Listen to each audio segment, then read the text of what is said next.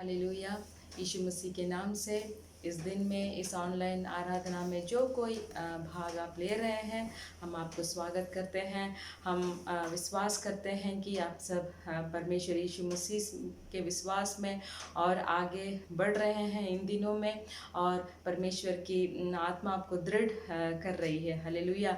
चलिए थोड़ा देर हम हमारे आराधना के लिए हम सब मिलकर हम प्रार्थना करेंगे। परमेश्वर की आत्मा हमारे ऊपर हो। हालेलुया। आज इस दिन में जो आराधना हम करने जा रहे हैं, उस आराधना में पूरा परमेश्वर की आत्मा हमारे ऊपर हो जाए। Hallelujah hallelujah. सब अपने अपने आंखें बंद कीजिए और परमेश्वर उस स्वर्ग के ओर देखकर, हालेलुया, इस आराधना का समय में परमेश्वर मैं आपकी उपस्थिति को मैं महसूस करना चाहता हूँ। Hallelujah hallelujah. सब बोलिए, मैं आपकी उपस्थिति को महसूस करना चाहता हूँ परमेश्वर। Hallelujah hallelujah hallelujah. आपकी खुशी, आपकी आनंद मेरी हृदय में उंडेलना है परमेश्वर। ऐसे बोलकर आप सब प्रार्थना कीजिए। Hallelujah hallelujah hallelujah hallelujah. धन्यवाद यीशु मसीह, धन्यवाद यीशु मसीह, धन्यवाद धन्यवाद धन्यवाद धन्यवाद धन्यवाद धन्यवाद धन्यवाद। Hallelujah hallelujah hallelujah hallelujah. परमेश्वर आपकी उपस्थिति हमें भरे, परमेश्वर आपकी उपस्थिति हमें भरे। हालेलुया। पवित्र आत्मा की उपस्थिति हमें भरे। हालेलुया। आपकी कृपा नहीं, आपके अनुग्रह नहीं तो आज हम इस जगह पे नहीं परमेश्वर। आपकी दया नहीं तो हम इस जगह पे नहीं परमेश्वर। इतने दुर्घटना हमारे चारों ओर संभव हो रही है परमेश्वर, फिर भी आपने आपके हाथों में हमें उठाया है परमेश्वर। Hallelujah hallelujah. हमें अगुवाई कर रहे हैं परमेश्वर। धन्यवाद धन्यवाद धन्यवाद। सर्वशक्तिमान आपका धन्यवाद। प्रेमी परमेश्वर आपका धन्यवाद। ओ पवित्र आत्मा आपका धन्यवाद। हमें अगुवाई करने वाले, हमें संभालने वाले, हमें चलाने वाले, हमें मदद करने वाले, हमें सहायता करने वाले, आपकी धन्यवाद करते हैं। इस आराधना का समय में आपकी स्तुति करते हैं। हालेलुया। आपकी आराधना करते हैं। ओ रिघाना माला रबा शिहातुना माला रबा रिघाना माला रबा बाबा बाबा रिदाना ला रगदनमा। परमेश्वर जो कोई इस आराधना में भाग ले रहे हैं, ओ रिखाला रबा शिहातुना माला रबा, हम विनती करते हैं कि इस आराधना में परमेश्वर हर एक भाई और बहन ओ रहला रगदनमा शिहातनमा आपकी उपस्थिति को महसूस करें, आपकी छुटकारा को पाए, आपके हाथों से चंगाई को पाए। ओ रघना मालाबा। दुख में जितने भी भाई और बहन हो, कष्ट में जितने भी भाई और बहन हो, इस आराधना के द्वारा एक बड़ी छुटकारा को प्राप्त करने के लिए परमेश्वर हम विनती करते हैं। परमेश्वर हम विनती करते हैं और रिखाना माला रोग से चंगाई हो जाए। इस आराधना के द्वारा जितने भी बंधने बंधी हुई है, यीशु मसीह के नाम से परमेश्वर वो बंधन खोलने के लिए हम मांगते हैं परमेश्वर। Hallelujah hallelujah hallelujah. जितनों ने मन फिराव करने के लिए प्रयत्न किया है परमेश्वर, हालेलुया, इस आराधना के द्वारा परमेश्वर उनकी आत्मा और आपकी आत्मा जुड़ जाए परमेश्वर। ओ थैंक यू लॉर्ड। धन्यवाद। आप इतने महिमा भरी काम करने जा रहे हैं। हम धन्यवाद बोलते हैं, हम धन्यवाद बोलते हैं। We praise you lord, we praise you lord, we praise you lord. धन्यवाद बोलते हैं। हालेलुया। संसार के अंत तक हमें अगुवाई करने वाले परमेश्वर, आमेन। संसार के अंत तक हमारे हाथ नहीं छोड़ेंगे, हमें त्यागेंगे नहीं, हमें छोड़ेंगे नहीं। हालेलुया। जो कोई सच्चे हृदय के साथ, हालेलुया, पूरे बल से, पूरे मन से, पूरे आत्मा से जो कोई आपसे प्रेम रखते हैं परमेश्वर, जरूर हम विश्वास करते हैं कि आप हमें नहीं छोड़ेंगे, आप हमें नहीं त्यागेंगे। हालेलुया। शुरू से लेकर परमेश्वर संदेश के समय को भी आपके हाथ में समर्पण करते हैं। हालेलुया, पवित्र आत्मा परमेश्वर, हालेलुया, आपकी वचन परमेश्वर, हालेलुया, हालेलुया, हमारी आत्मा को शुद्ध करे परमेश्वर, हमारे आत्मा को शुद्ध करे परमेश्वर। हाँ, एक तलवार की तरह, एक तलवार की जैसे गेंद और खून को परमेश्वर वो जांच कर देती है परमेश्वर, उसी तरह परमेश्वर आपकी वचन हमें, हमारे आत्मा को परमेश्वर तलवार के तरह ठीक करे परमेश्वर। धन्यवाद बोलते हैं, धन्यवाद बोलते हैं, यीशु मसीह के नाम से मांगते हैं पिता, आमेन, हालेलुया।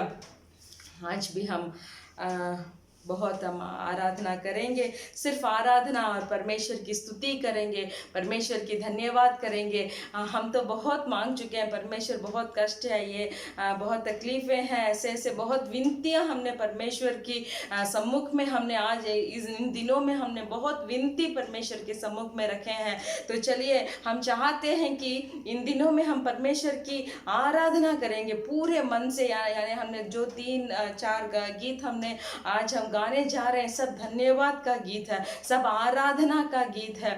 हमारे सब तकलीफ को एक तरफ रख देंगे, मुश्किलों को एक तरफ रख देंगे, हम सिर्फ आराधना करने जाएंगे और ये सोचेंगे कि गए दिनों में, इस महामारी के पहले जो दिन थे वहाँ उन दिनों में शुरुआत से लेकर माँ के कोख से लेकर अब तक मेरे परमेश्वर ने मुझे अगुवाई किया है, तो उसके लिए मैंने क्या किया है अब तक, तो उसके लिए हम लोग आराधना करेंगे, सिर्फ हमारे परमेश्वर को धन्यवाद बोलेंगे, फिर सब परमेश्वर देख लेंगे। Hallelujah, hallelujah. सर चलिए, हमारा फादर बर्गमांस उनका एक गीत है, प्रेमी तेरे ही पावन तले मैं पाता हूँ तसल्ली। संसार में जहाँ कहीं भी हम जाएंगे हमें सुकून नहीं मिलेगा, तसल्ली नहीं मिलेगा, सिर्फ एक ही चौखट है, वो है प्रभु परमेश्वर की चौखट, जहाँ हम जाकर बैठने पर हमारी सारी दुख दूर हो जाती है, हमारी सारी कष्ट दूर हो जाती है, सारी परेशानियाँ दूर हो जाती है।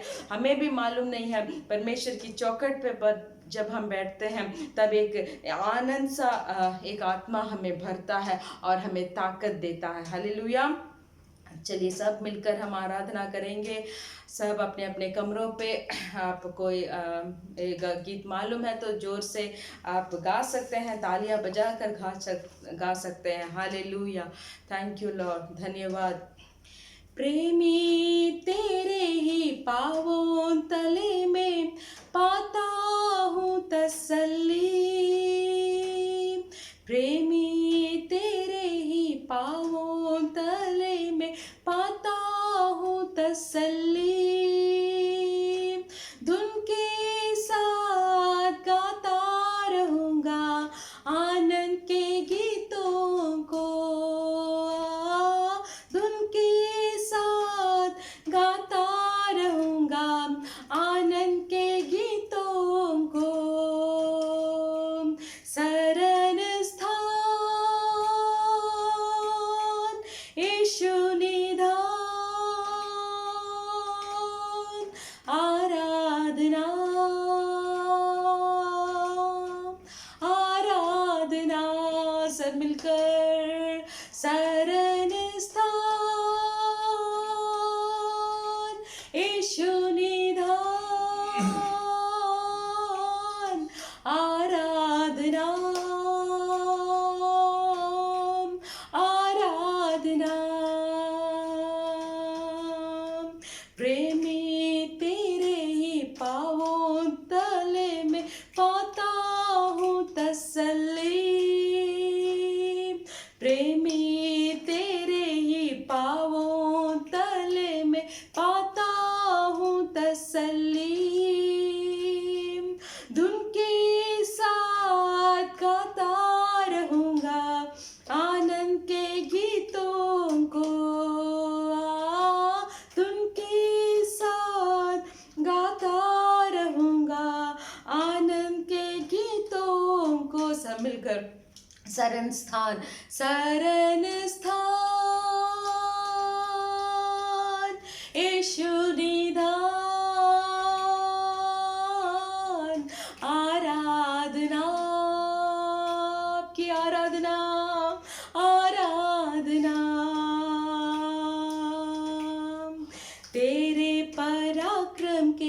कामों को देखकर दिल में उठा है तड़प। तेरे पराक्रम के कामों को देखकर दिल में उठा है तड़प। सारी तेरी भलाई सोचकर धन्यवाद देता हूँ। सारी तेरी भलाई सोचकर धन्यवाद देता हूँ। पराक्रमी पराक्रमी और प्रेमी, आराधना आराधना, हालेलुया। पराक्रमी, यस जीसस आप हैं, और प्रेमी मेरे यीशु आपकी आराधना आराधना। कुर्बान हुआ तो मेमने के रूप में उठा लिया पापों को। कुर्बान हुआ तो मेमने के रूप में उठा लिया पापों को। पवित्र लहू मेरे ही कारण बहा दिया तूने। पवित्र लहू मेरे ही कारण बहा दिया तूने। पवित्र प्रभु सृजनहारा, आराधना आराधना। सब मिलकर मेरे साथ पवित्र प्रभु, पवित्र प्रभु मेरे प्रिय प्रभु, आराधना आराधना। सब हाथ को उठाकर परलोक के ओर, आराधना आराधना आराधना। मेरे प्रिय प्रभु, आराधना आराधना। सृजनहार, आराधना प्रिय प्रभु तेरे, आराधना। स्वर्ग पे विराजमान, आराधना मेरे प्रेमी, आराधना आराधना आराधना। कोई भी तकलीफ जीवन में आवे, कभी ना छोड़ूं तुझे। कोई भी तकलीफ जीवन में आवे, कभी ना छोड़ूं तुझे। लहू बहाकर गवाही बनकर जीवन बिताऊं सदा। लहू बहाकर जीवन बनाकर बनाऊं सदा। लहू बहाकर गवाही बनकर जीवन बिताऊं सदा। मुक्तिदाता यीशु राजा, यीशु राजा, आराधना आराधना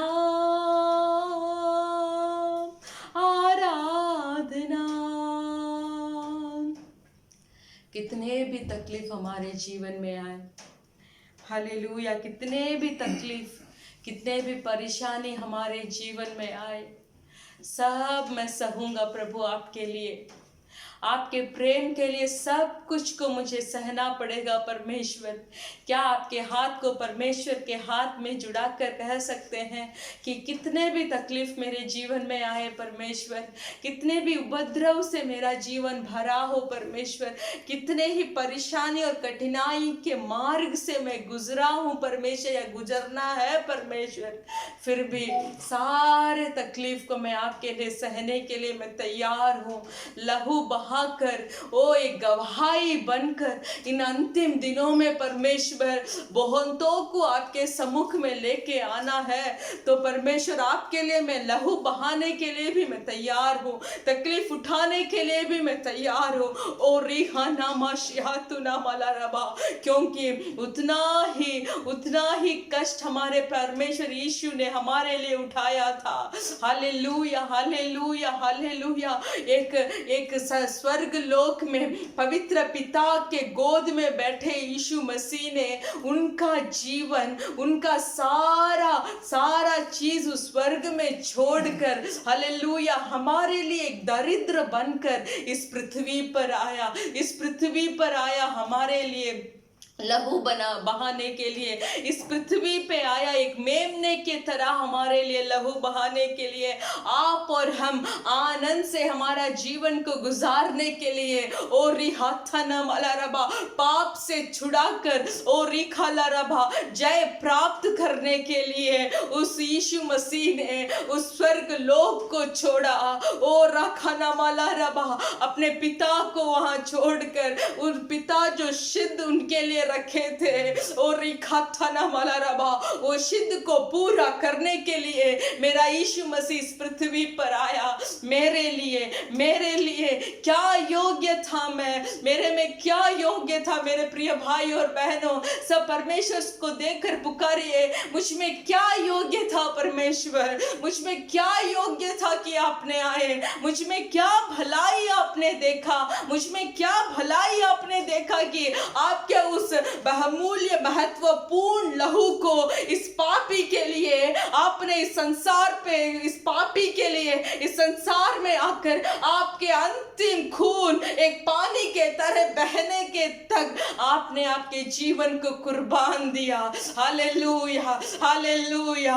मेरे प्रिय भाई और बहनों, जो कोई आप इस आराधना में भाग ले रहे हैं, हम चाहते हैं, परमेश्वर की वचन बोलती है हालेलुया, जो कोई मन फिरा होकर अपने पापों को बताता है जरूर क्षमा पाता है। हालेलुया। ये दिन वही दिन है जहां परमेश्वर की आराधना का योग्य हमें परमेश्वर बनाए। हालेलुया। धन्यवाद यीशु मसीह। ओरी खाना माला रबा, ओरी धना मारा हशिखतना माला रबा। परमेश्वर पापियों के लिए संसार में आए थे ताकि पापी अनंत जीवन प्राप्त करे, ताकि पापी अपना मार्ग को छोड़कर एक सही मार्ग को ले। और रखनमा धनवान के लिए पवित्र परमेश्वर यहाँ नहीं आए थे। और खाना माला रबा, वो बहुत बड़े बड़े आदमी के लिए पवित्र परमेश्वर इस संसार में नहीं आए थे, बल्कि पवित्र परमेश्वर हम जैसे पापियों के लिए, हम जैसे दरिद्र के लिए, हम जैसे जो पाप में घिरे हुए हैं, तड़प रहे हैं, अधर्म में जो जी रहे हैं, हमारे लिए परमेश्वर आए ताकि उस अनंत जीवन को प्राप्त करने में वो हमें मदद करे। धन्यवाद यीशु मसीह। फिर से हम गा सकते हैं, कुर्बान हुआ तू मेमने के रूप में, उठा लिया पापों को, पवित्र लहू मेरे कारण बहाया तूने। ओ रिखा शिहातुना माला रभा। धन्यवाद परमेश्वर, आपके लहू के लिए धन्यवाद। बोलिए, आपके लहू के लिए धन्यवाद, आपके लहू के लिए धन्यवाद, आपके लहू जो हमें बचाया है उस लहू के लिए धन्यवाद, आपके लहू जो हमें पापों से छुड़ाया है उस लहू के लिए धन्यवाद। Hallelujah hallelujah. कुर्बान हुआ तू मेमने के रूप में, उठा लिया पापों को। कुर्बान हुआ तू मेमने के रूप में, उठा लिया पापों को। पवित्र लहू मेरे ही कारण बहा दिया तूने, आपकी सारी लहू कारण बहा दिया तूने। पवित्र प्रभु सब मिलकर सृजनहारा आराधना आराधना। प्रेमी पिता आराधना आराधना आपकी आराधना आराधना। पराक्रमी पराक्रमी और प्रेमी आराधना यीशु आराधना। हालेलुया आराधना आराधना की आराधना आराधना आराधना। Hallelujah hallelujah hallelujah. इस दिन में हम इस आराधना के द्वारा परमेश्वर स्तुतियों से और धन्यवाद से हम आपकी चौखट को, आपकी चरण को हम भरना चाहते हैं। परमेश्वर जितना भी कृपा अपने अब तक हमारे जिंदगी में करते आए हैं परमेश्वर, जितना भी दया हमारे जीवन में आप दिखाते आए हैं परमेश्वर, उस सारी कृपा के लिए, उस सारी परमेश्वर कामयाबी के चीजों के लिए परमेश्वर हालेलुया। नाकामयाबी हमको आपने कामयाब बनाया है। आपके लहू से धोकर परमेश्वर, आपके लहू से धोकर परमेश्वर हमें कामयाब बनाया है परमेश्वर। हालेलुया। उस कृपा के लिए धन्यवाद धन्यवाद धन्यवाद धन्यवाद। सब जोर से बोलिए धन्यवाद मेरे प्रिय यीशु, आपकी धन्यवाद धन्यवाद धन्यवाद धन्यवाद। हालेलुया। धन्यवाद धन्यवाद धन्यवाद। We thank you lord. बोले मुझे योग्य बनाया परमेश्वर।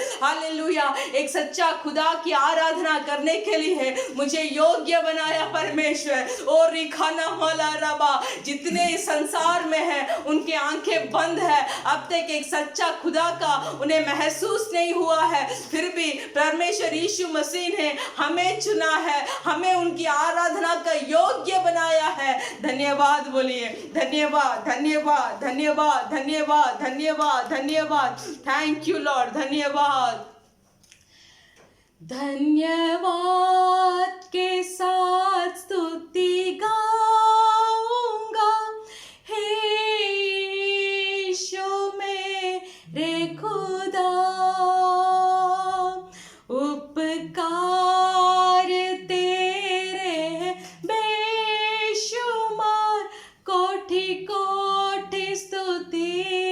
धन्यवाद। सब मिलकर मेरे साथ धन्यवाद के साथ स्तुति गाऊंगा हे यीशु मेरे खुदा।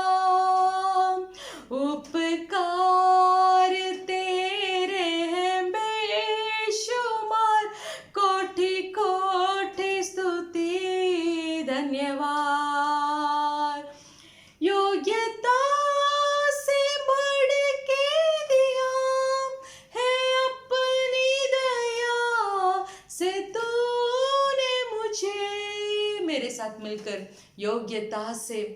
योग्यता से बोलिए, योग्यता से बढ़कर दिया है अपनी दया से तूने मुझे। हम योग्य नहीं थे कि परमेश्वर की करुणा हमारे ऊपर हो। हम योग्य नहीं थे कि परमेश्वर की कृपा हमारे ऊपर हो। हम योग्य नहीं थे कि उस अनुग्रह के द्वारा हम आगे चले। हम योग्य नहीं थे, फिर भी हमें योग्य बनाया हमारे परमेश्वर ने मांगने से ज्यादा दिया, मांगने से ज्यादा दिया। हम सोचे भी नहीं होंगे कि हमारे, जब आपके जीवन में आप मुड़कर देखकर एक एक बात को आप अगर आप सोच कर देख सकते हैं तो आप ऐसे अचंभित हो सकते हैं कि ये कार्य कैसे मेरे जीवन में हुआ, मैंने इतना बड़ा कार्य को कैसे मैंने पार कर आया हूँ, मेरे जीवन में, मेरे जिंदगी में इस कार्य सब क्यों आया है, कैसे आया है,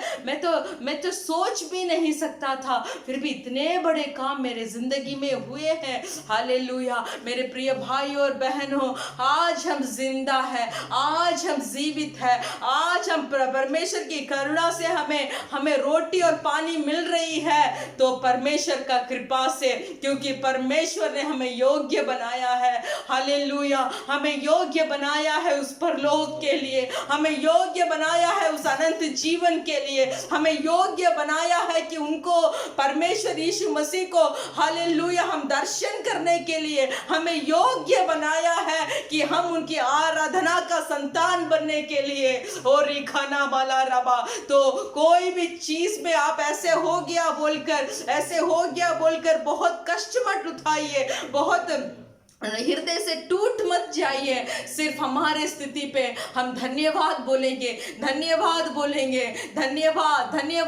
बोलकर परमेश्वर की आराधना करेंगे। चलिए मेरे साथ फिर से, योग्यता से बढ़ के दिया है अपनी दया से तूने मुझे,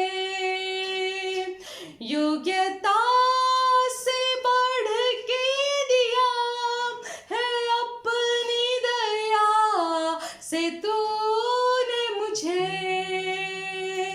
मांगने से ज्यादा दिया मुझे, आभारी हूँ प्रभु मैं, मांगने से ज्यादा दिया मुझे, आभारी हूँ प्रभु मैं। धन्यवाद के साथ स्तुति गाऊंगा, हे यीशु मेरे खुदा, उपकार तेरे हैं बेशुमार, कोटि कोटि स्तुति धन्यवाद, कोटि कोटि स्तुति धन्यवाद। तू है सच्चा जिंदा खुदा, तुझ पर ही भरोसा मेरा, तू है सच्चा जिंदा खुदा, तुझ पर ही भरोसा मेरा, सेवा पूरी करके पाऊं इनाम प्रभु ऐसा दो वरदान, सेवा पूरी करके पाऊं इनाम प्रभु ऐसा दो वरदान। तू है सच्चा जिंदा खुदा। आमेन। आप सच्चा जिंदा खुदा है, आपके ऊपर ही मेरा भरोसा है परमेश्वर। बोलिए सब हाथ को स्वर्ग के ओर उठाकर, परमेश्वर यीशु मसीह आप मेरा सहारा है, परमेश्वर यीशु मसीह आप मेरा भरोसा है, परमेश्वर यीशु मसीह आप मेरा दृढ़ और गढ़ है, परमेश्वर यीशु मसीह आप मेरा सब कुछ है, परमेश्वर आप मेरा सब कुछ है। परमेश्वर इस संसार में जो सेवा आपने मेरे हाथों पे दिया है, उस सेवा को मैं पूरा कर परमेश्वर आपके हाथों से उस इनाम को प्राप्त करना चाहता हूँ। Hallelujah, hallelujah, hallelujah. रिखाना माशियातुना माला रबा, उदाना रिखाना माला रबा। ओ मेरे प्रिय भाई और बहनों, आप ऐसे सोच रहे मैं परमेश्वर की सेवकाई कर रहा हूँ, फिर भी कोई प्रतिफल तो नहीं मिल रहा है, कुछ प्रतिफल नहीं मिल रहा है, कुछ आगे नहीं बढ़ रहा है, मैं क्या करूँ। हालेलुया। मेरे प्रिय बहनों और भाइयों, इस संसार में हमें कुछ भी नहीं मिलेगा, फिर भी हम जब सेवा पूरा करेंगे, जब परमेश्वर की सेवगाई को हम पूरा करेंगे, जब हम परमेश्वर की सेवगाई को बहुत धुन के साथ जब हम परमेश्वर के लिए दौड़ेंगे और आत्मा को परमेश्वर के लिए प्राप्त करेंगे, चाहे संसार हमें ठोकर देगी, संसार हमें नहीं बोलेगी, संसार हमें स्वीकार नहीं करेगी, फिर भी हमारा जो सेवगाई का इनाम, वो प्रतिफल अभी हमें बाकी है। वो इंतजार, हमारा प्रतिफल हमारे लिए इंतजार कर रहा है, वो प्रतिफल हमारे लिए इंतजार कर रहा है। ओ रखा नमा शिहातु नमा, सेवा पूरा करूंगा, सेवा पूरा कर इनाम को हमारे परमेश्वर यीशु मसीह के हाथों में, वो प्रतिफल को परमेश्वर यीशु मसीह के हाथों में, वो हमें पाने के लिए ही अब आप और हम इस संसार में दौड़ रहे हैं मेरे प्रिय भाई और बहनों। इसीलिए मत घबराइए, मत ऐसे टूट मत जाइए, निराश मत हो जाइए, क्योंकि हमारा प्रतिफल बाकी है, हमारा इनाम बाकी है, हमारा इनाम बाकी है। धन्यवाद धन्यवाद धन्यवाद धन्यवाद। फिर से एक बार गाइए, धन्यवाद के साथ स्तुति देता हूँ परमेश्वर, क्योंकि स्तुति हमें बलवंत बनाती है, स्तुति हमें ताकत देती है, आराधना हमें छुटकारा देता है, आराधना हमारा हृदय को हल्का बना देता है, आराधना में सारी बोझ को हम उतार सकते हैं, आराधना में पवित्र आत्मा हमें भरती है। इसीलिए सब मिलकर वो अभिषेक से भरकर, पवित्र आत्मा में भरकर आराधना करते हैं, स्तुति करते हैं परमेश्वर। योग्यता से बढ़ के दिया है अपनी दया से तूने मुझे, योग्यता से बढ़ के दिया है अपनी दया से तूने मुझे, मांगने से ज्यादा दिया प्रभु, आभारी हूँ प्रभु मैं, मांगने से ज्यादा मिला मुझे, आभारी हूँ प्रभु मैं।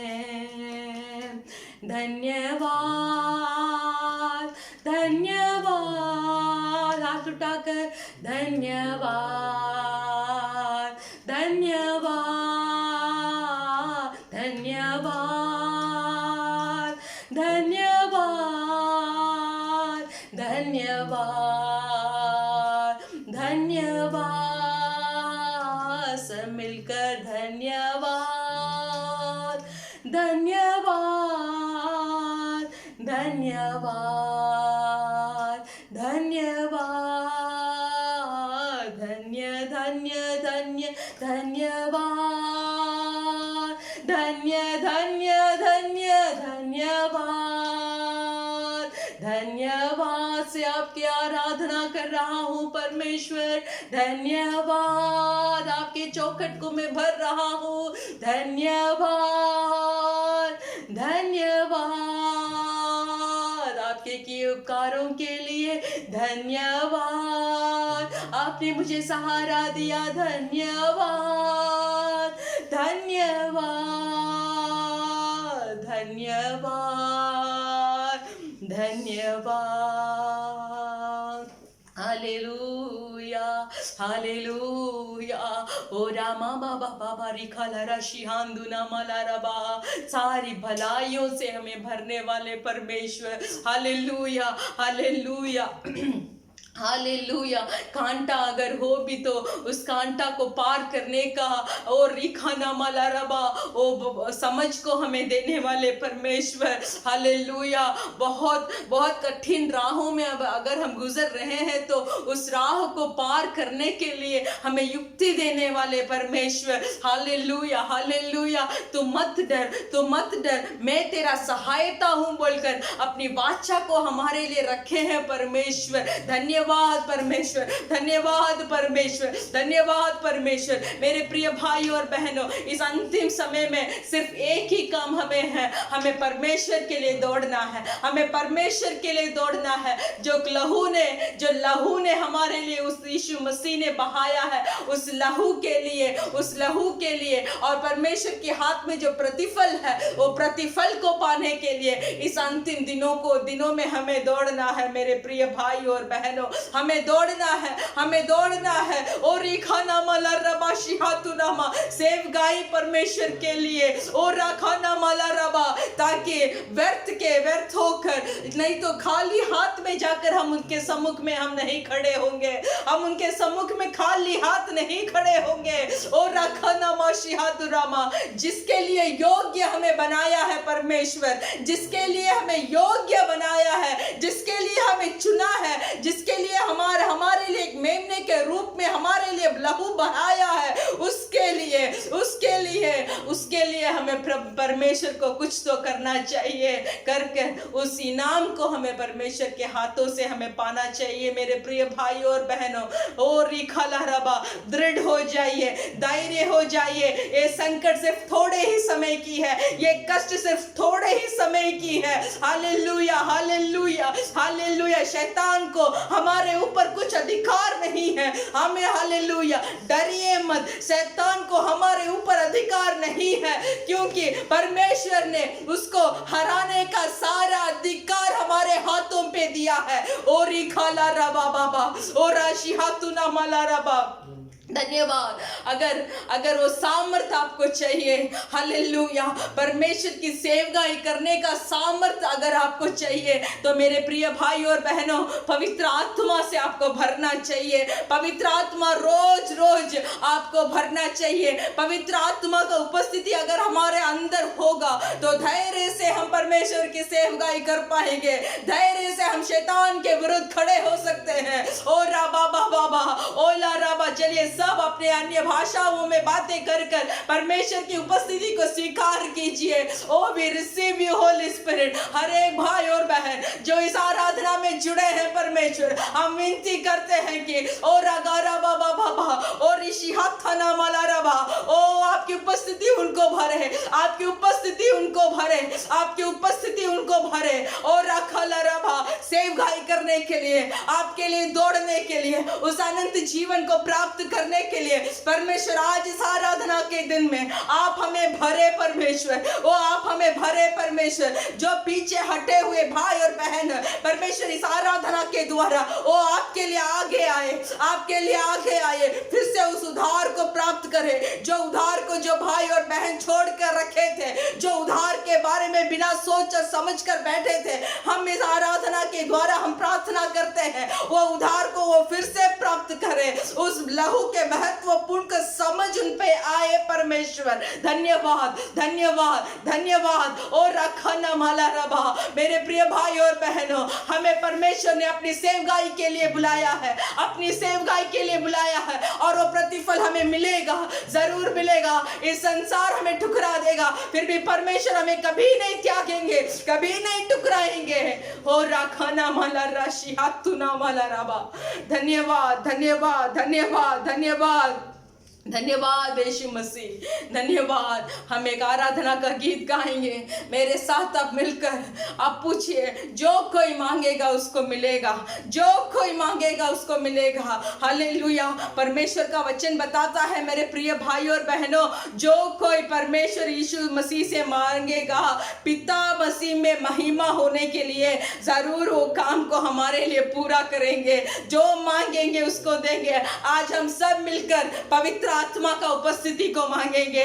और खाना माला रबा, पवित्र आत्मा का उपस्थिति को मांगेंगे। जहां कहीं आप है, आप बिस्तर में है तो उठ जाइए, घुटने टेक लीजिए, हाथों को स्वर्ग के ऊपर उठा लीजिए। आज पवित्र आत्मा हमें भरेंगे, आज पवित्र आत्मा हमें भरेंगे। और रखा रबा बाबा, ओला राशि हाथुना माला रबा। हम विनती करते हैं पवित्र आत्मा हर एक कमरे में जाकर ओ मेरे प्रिय भाई और बहनों का भरिए, यीशु मसीह के नाम से आप उनको भरिए परमेश्वर। आपकी उपस्थिति इन समयों में आप उनको चाहिए परमेश्वर, हम विनती करते हैं। Hallelujah, hallelujah, hallelujah.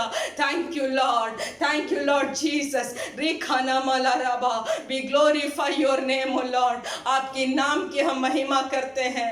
आप बढ़े परमेश्वर। हालेलुया। पवित्र आत्मा, पवित्र आत्मा, पवित्र आत्मा, हम मांगते हैं आपके वचन को लेकर, हम मांगते हैं। आपके वचन बताते हैं जो कोई मेरे नाम से जो कुछ मांगेगा वो मिलेगा।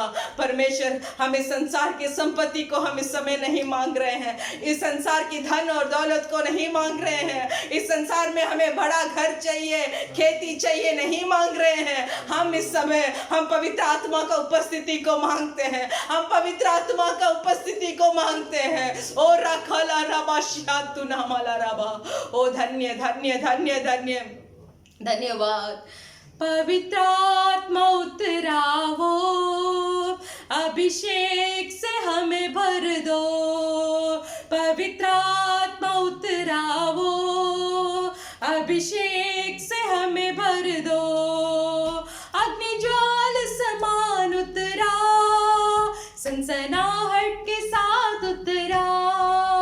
अग्नि ज्वाल समान उतरा, सनसनाहट के साथ उतरा। उतरा उतरा पवित्र आत्मा उतरा। उतरा उतरा पवित्र आत्मा उतरा। पवित्र आत्मा उतरा वो, अभिषेक से हमें भर दो। पवित्र आत्मा उतरा वो, अभिषेक से हमें भर दो। अग्नि ज्वाल समान उतरा, सनसनाहट के साथ उतरा। अग्नि ज्वाल समान उतरा, सनसनाहट के साथ उतरा। उतरा, सब मांगिए। उतरा उतरा उतरा उतरा पवित्र आत्मा उतरा। उतरा उतरा जाति जाति के लोग कांप उठे, शत्रुओं पे तेरा नाम प्रकट करे। जाति जाति कांप उठे, शत्रुओं पे तेरा नाम प्रकट करे। जैसे प्रभु के भवन में आग उतरा, मेरे मन मंदिर में भी आग बढ़ दे। जैसे प्रभु के भवन में आग उतरे, मेरे मन मंदिर में भी आग भर दे। हाथ उठाकर उतरा उतरा पवित्र आत्मा उतरा। उतरा हालेलुया उतरा पवित्र आत्मा उतरा। सब स्वीकार कीजिए। उतरा, सब मांगिए, मुझे भरिए। उतरा पवित्र आत्मा उतरा। Hallelujah hallelujah hallelujah. री बाबा बाबा बा उतरा परमेश्वर। मेरे प्रिय भाई और बहनों को भरिए परमेश्वर, आपकी उपस्थिति से भरिए परमेश्वर। आपके उद्धार से, आपके उद्धार को फिर वो लोग स्वीकार करने के लिए परमेश्वर, आपकी पवित्र आत्मा की महत्वपूर्ण को समझने के लिए परमेश्वर, आपके लहू के महत्वपूर्ण को फिर से समझकर आपको ग्रहण करने के लिए परमेश्वर, जो जो पीछे हट गए थे और रिखाना माला रबा, इस आराधना के द्वारा पीछे हटे हुए लोग परमेश्वर फिर से आपको स्वीकार करने के लिए और राखाना माला रबा, उन लोगों को लेकर, हम लोगों को लेकर आप जो काम करने जा रहे हैं वो काम बहुत भयंकर होगा परमेश्वर। इस वर्ष का वाचा आपने वही दिया है, उस वाचा के द्वारा हम आराधना कर रहे हैं। और राखानामा छुटे हुए लोग, पीछे हटे हुए लोग, और रिखानामा इस आराधना के द्वारा, इस आराधना के द्वारा, पवित्र आत्मा के उपस्थिति के द्वारा फिर से आगे बढ़े, फिर से आगे बढ़े, फिर से आगे आगे बढ़े, जो सेवगाई को छोड़ दिए थे वो सेवगाई को फिर से शुरुआत करे। ओ राखाना माला रबा, ओ शिहातुना माला रबा, जिन जिन के हृदय ऐसे तड़प रहा है कि मैंने पाप किया है, फिर मैं कैसे परमेश्वर के सम्मुख में मैं जाऊंगा। नहीं मेरे प्रिय भाई और बहनों, परमेश्वर इस पापी के लिए ही संसार में आकर हमें फिर से एक नया जीवन को देने के लिए ही अपना लहू को बहाया। ओ राखानामा, सो इस तरीके के सोच और समझ से बाहर रहिए यीशु मसीह के नाम से। यीशु मसीह सबको ग्रहण करते हैं। ओ राखालाबा, जो कोई सच्चे हृदय के साथ परमेश्वर से, हे परमेश्वर आपकी उद्धार मुझे चाहिए बोलकर पुकारते हैं, तब परमेश्वर जरूर उनका उद्धार को देते हैं। किसी को छोड़ते नहीं, किसी को त्यागते नहीं। धन्यवाद यीशु मसीह, धन्यवाद यीशु मसीह। इस आराधना में आपके चौखट को हमने धन्यवाद और स्तुतियों से भरा है परमेश्वर, और आपकी पवित्र आत्मा को भी हमने स्वीकार किया है परमेश्वर। सेवा पूरी कर कर परमेश्वर इस संसार में जो सेवगाई आपने हमारे लिए दिया है, उस सेवगाई को पूरा करने के बाद वो इनाम को आपके हाथों पे हमने ले लेने का योग्य आपने हमें बनाया है। हम धन्यवाद बोलते हैं। We thank you Lord, we thank you Lord, we thank you for your love। आपके प्रेम के लिए धन्यवाद, आपके प्यार के लिए धन्यवाद, जो आपने हमारे लिए रखे हैं, दिए हैं, हम महसूस करते हैं। We thank you Holy Spirit, we thank you Holy Spirit। सब अपने हाथों को उठाकर हम प्रार्थना करेंगे। धन्यवाद यीशु मसीह, इस आराधना को आपने हमारे लिए दिया है। इस आराधना में हम बहुत लोग छुटकारा पाए हैं, हम विश्वास करते हैं। बहुत लोग चंगाई पाए हैं, विश्वास करते हैं। बहुत लोग मन फिराव होकर फिर आपके पास आए हैं परमेश्वर। हम धन्यवाद बोलते हैं, हम धन्यवाद बोलते हैं। हम विश्वास करते हैं कि पवित्र आत्मा से बहुतों को आपने भरे हैं परमेश्वर। हालेलुया, बहुतों के साथ आपने बात किया है परमेश्वर। हम विश्वास करते हैं, धन्यवाद बोलते हैं यीशु मसीह, धन्यवाद बोलते हैं। शुरू से लेकर अंत तक आपके हाथों में हम समर्पण करते हैं परमेश्वर यीशु मसीह के नाम से मांगते हैं पिता, आमीन, हालेलुया। हम ऐसे ही हमारे हाथों में बाइबल उठाकर हम भजन संगीता 67 हम पढ़ेंगे। Psalms 67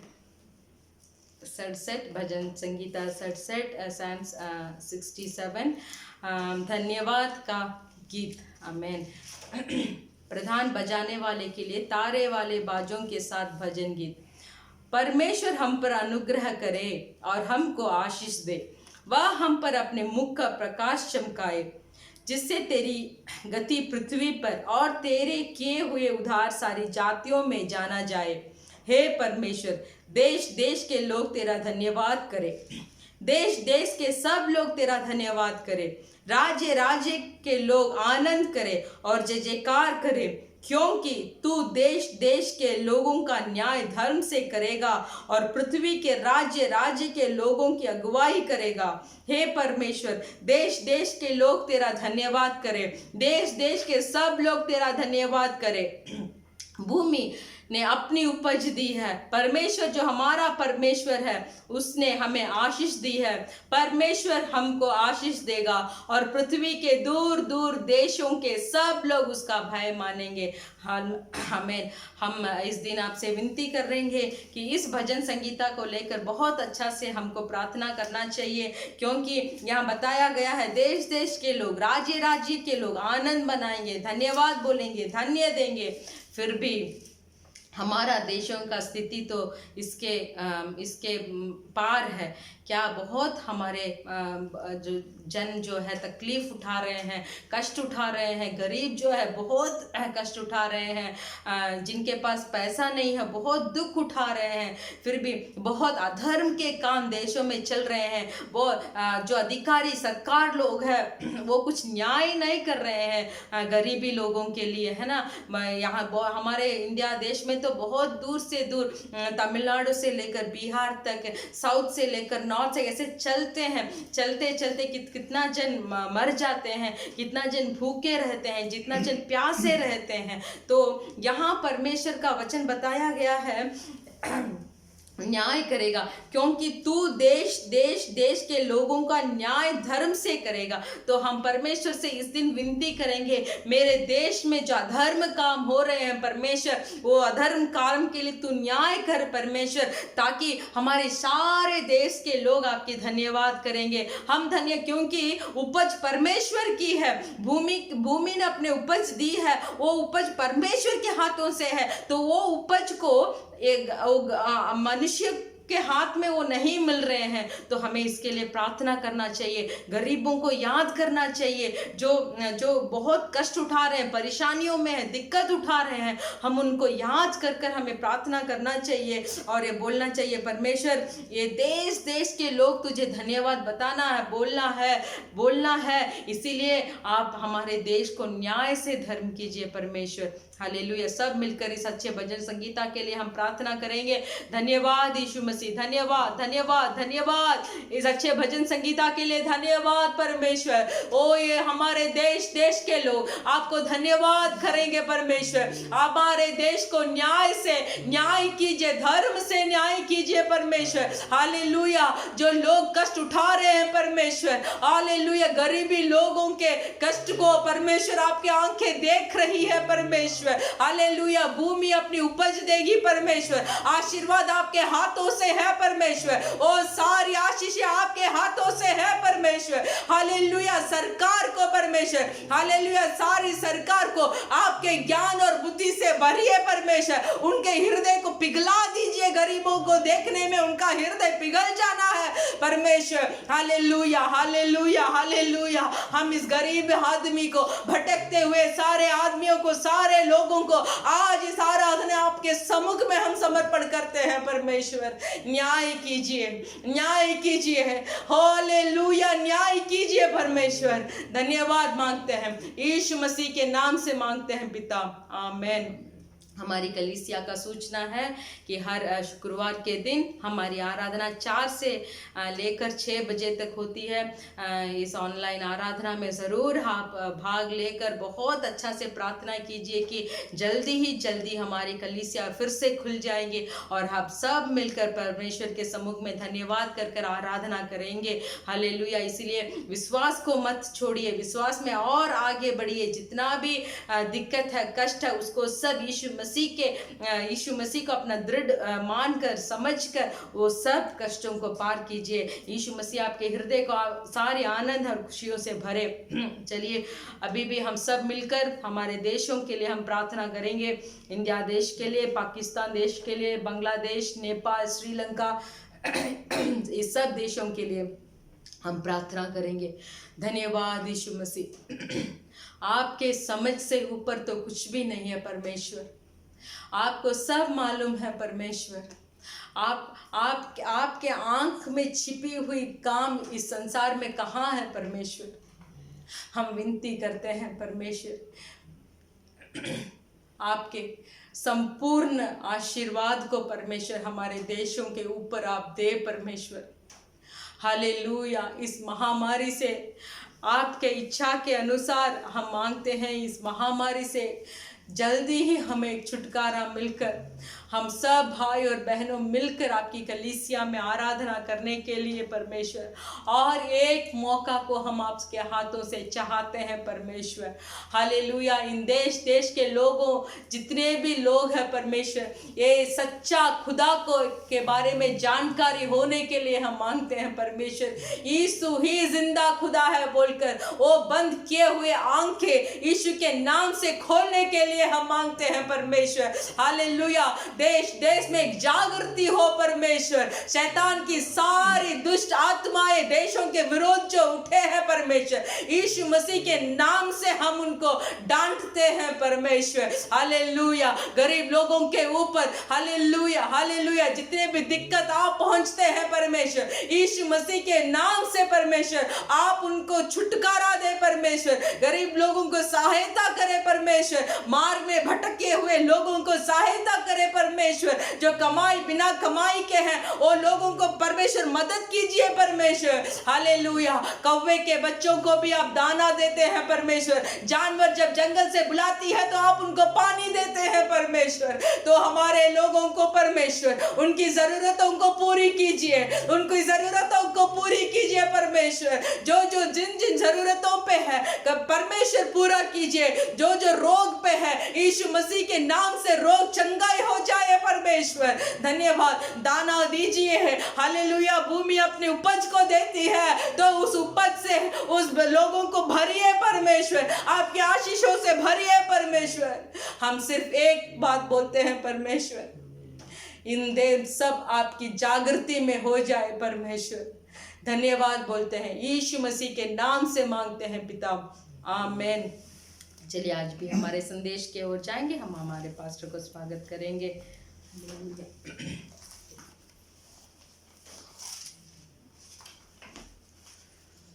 ஹல்லேலூயா. हालेलुया। எல்லாம் எப்படி இருக்கீங்க? आप सब कैसे हैं? இயேசு கிறிஸ்து நாமத்தில் உங்கள் ஒவ்வொருவரையும் நாங்கள் வாழ்த்திக் கொள்கிறோம். यीशु मसीह के नाम से हर एक को हम स्वागत करते हैं। இந்த நாட்களில் தேவன் காரியங்கள் எல்லாம் மாறுதலாய் முடிய பண்ணுகிறவராக இருக்கிறார். इन दिनों में भी परमेश्वर सब कार्यों को बदल देने वाले हैं। அதனால் தொடர்ந்து நீங்கள் செபித்துக் கொள்ளும்படியாக கேட்டுக்கொள்கிறோம். इसी लगातार आप प्रार्थना करने के लिए हम मांगते हैं। நம்முடைய சொந்த தேசங்களுக்காகவும் हमारे देशों के लिए, நாம் இருக்கிற இந்த கத்தார் தேசத்துக்காகவும் जहां हम रहते हैं इस कतार देश के लिए நீங்கள் ஒவ்வொரு நாளும் செபித்துக் கொள்ளுங்கள். प्रतिदिन आप प्रार्थना कीजिए। தேவன் இந்த தேசத்தை ஆசீர்வதிக்கும்படியாக, परमेश्वर इस देश को आशीष करने के இந்த लिए, தேசத்துல பொருளாதாரம் எல்லாவற்றையும் கர்த்தர் ஆசீர்வதிக்கும்படியாக, इस देश के सारे संपत्ति को परमेश्वर आशीष करने के लिए, நீங்கள் செபிக்கும் போது जब आप प्रार्थना करेंगे தேவன் அவர்களையும் ஆசீர்வதிப்பார், परमेश्वर उनको भी आशीष करेंगे, நம்மளையும் ஆசீர்வதிக்கிறவராக हमें भी இருக்கிறார். आशीष करेंगे। நம்மளுடைய வாழ்க்கையிலும் சமாதானத்தை கொடுத்து ஆசீர்வதிக்கிறவராக இருக்கிறார். हमारे जिंदगी में भी समाधान को देकर हमें आशीष करने वाले हैं। அதனால் ஒவ்வொரு நாளும் இந்த தேசங்களுக்காக செபித்துக் கொள்ளுங்கள். इसीलिए प्रतिदिन इन देशों के लिए आप प्रार्थना कीजिए। சூழ்நிலைகளை பற்றி எதுவும் கவலைப்படாதீர்கள். हालात के लिए कुछ घबराइए मत। புயல் காற்று அடித்தாலும் தேவன் நம்மோட கூட இருக்கிறார். आंधी आएगी भी तो परमेश्वर हमारे साथ है। அவர் நம்மோட கூட இருக்கும்படியாக நாம் வாழும்போது, जब परमेश्वर हमारे साथ रहने के लिए ऐसे जीवन को जब हम जिएंगे, என்ன புயல் காற்று அடித்தாலும் जितना भी आंधी आने दो அது எல்லாம் ஒரு நிமிஷத்திலே மாறி போகும். वो सब एक पल में बदल जाएगा। கர்த்தர் நம்மளுடைய வாழ்க்கையில பெரிய காரியங்களை செய்கிறவராக இருக்கிறார். परमेश्वर हमारे जिंदगी में बड़े काम करने वाले हैं। ஹல்லேலூயா. हालेलुया। தொடர்ந்து ஜெபத்துல இருங்க, கர்த்தர் உங்களை ஆசீர்வதிப்பார். इसे लगातार प्रार्थना कीजिए, परमेश्वर आपका आशीष करेंगे। இந்த நாளில் நாம் வேத வார்த்தைக்கு நேராக நாம் கடந்து செல்லலாம். इन दिनों में भी परमेश्वर के वचन के ओर हम ध्यान करेंगे। மத்தேயு எழுதின சுவிசேஷம் 21ஆம் அதிகாரம் मत्ती सुसमाचार का पुस्तक उसका 21वां अध्याय 28 ல இருந்து 32 வரை உள்ள வசனங்களை வாசிக்கலாம். 28 से लेकर 32 वचन तक हम पढ़ेंगे। मत्ती सुसमाचार का पुस्तक 21 अध्याय उसका वचन 28 से लेकर 32 वचन तक हम पढ़ेंगे। तुम क्या सोचते हो? किसी मनुष्य के 2 पुत्र थे। उसने पहले के पास जाकर कहा, हे पुत्र, आज दाख की बारी में काम कर। उसने उत्तर दिया, मैं नहीं जाऊंगा, परंतु बाद में पछता कर गया। फिर पिता ने दूसरे के पास जाकर ऐसे ही कहा। उसने उत्तर दिया, जी हाँ, जाता हूँ, परंतु नहीं गया। इन दोनों में से किसने पिता की इच्छा पूरी की? उन्होंने कहा, पहले ने। यीशु ने उनसे कहा, मैं तुमसे सच कहता हूँ कि महसूल लेने वाले और वेश्या तुमसे पहले परमेश्वर के राज्य में प्रवेश करते हैं, क्योंकि यूहन्ना धर्म का मार्ग दर्शाते हुए तुम्हारे पास आया और तुमने उसका विश्वास ना किया, पर महसूल लेने वालों और वेश्याओं ने उसका विश्वास किया और तुम यह देखकर बाद में भी ना पछताए कि उसका विश्वास कर लेते।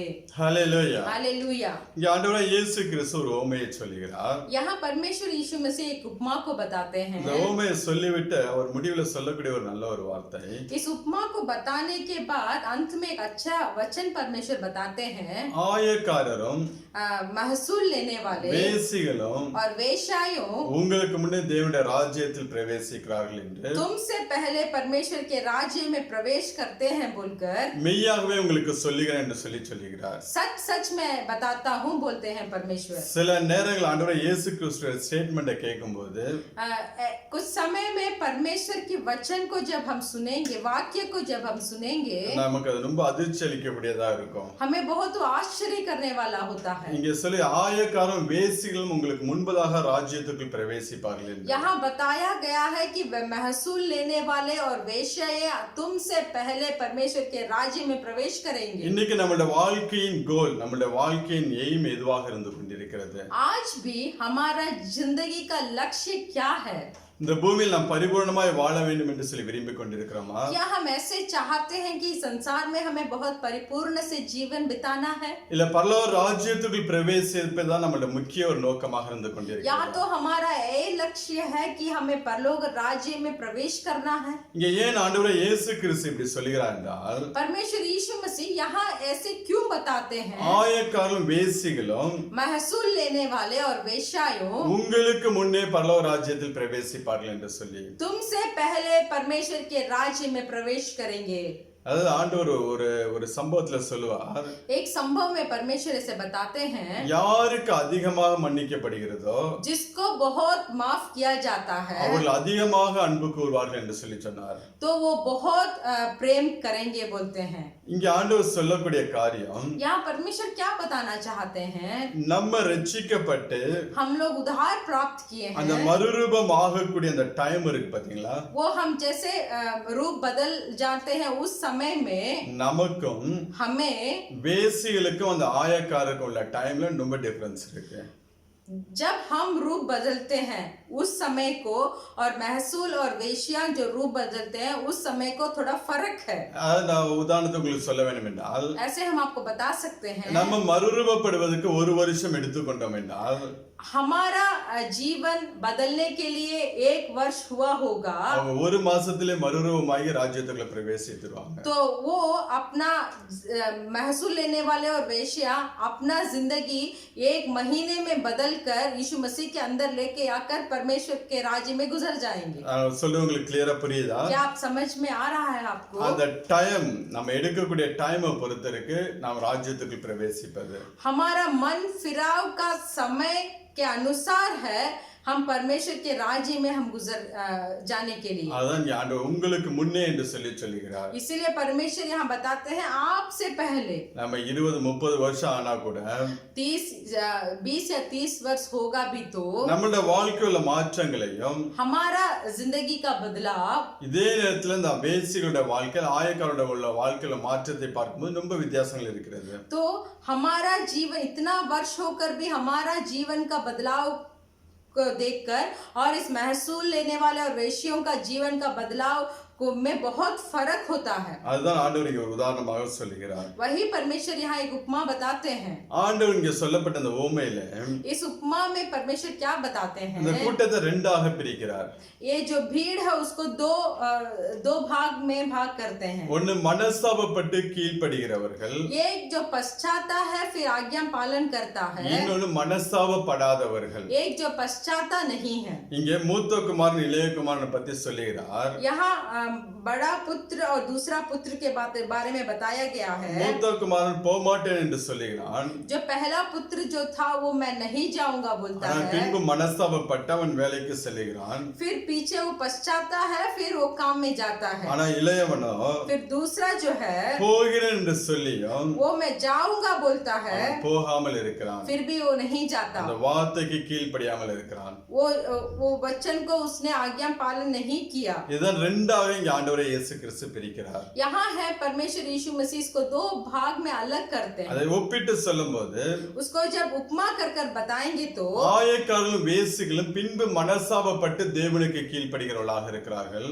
महसूल लेने वाले और वेश्या परमेश्वर को आज्ञा पालन करके राज्य में प्रवेश करने वाले हैं. ஆனால் மற்ற ஜனங்களோ फिर भी दूसरे लोग जो है அவர்கள் மனஸ்தாபப்படாதபடிக்கு वो पश्चाते नहीं அதை है, குறித்து ஒரு அக்கறை இல்லாதவர்களாக இருக்கிறார்கள். उसके बारे में एक समझ उनको नहीं है.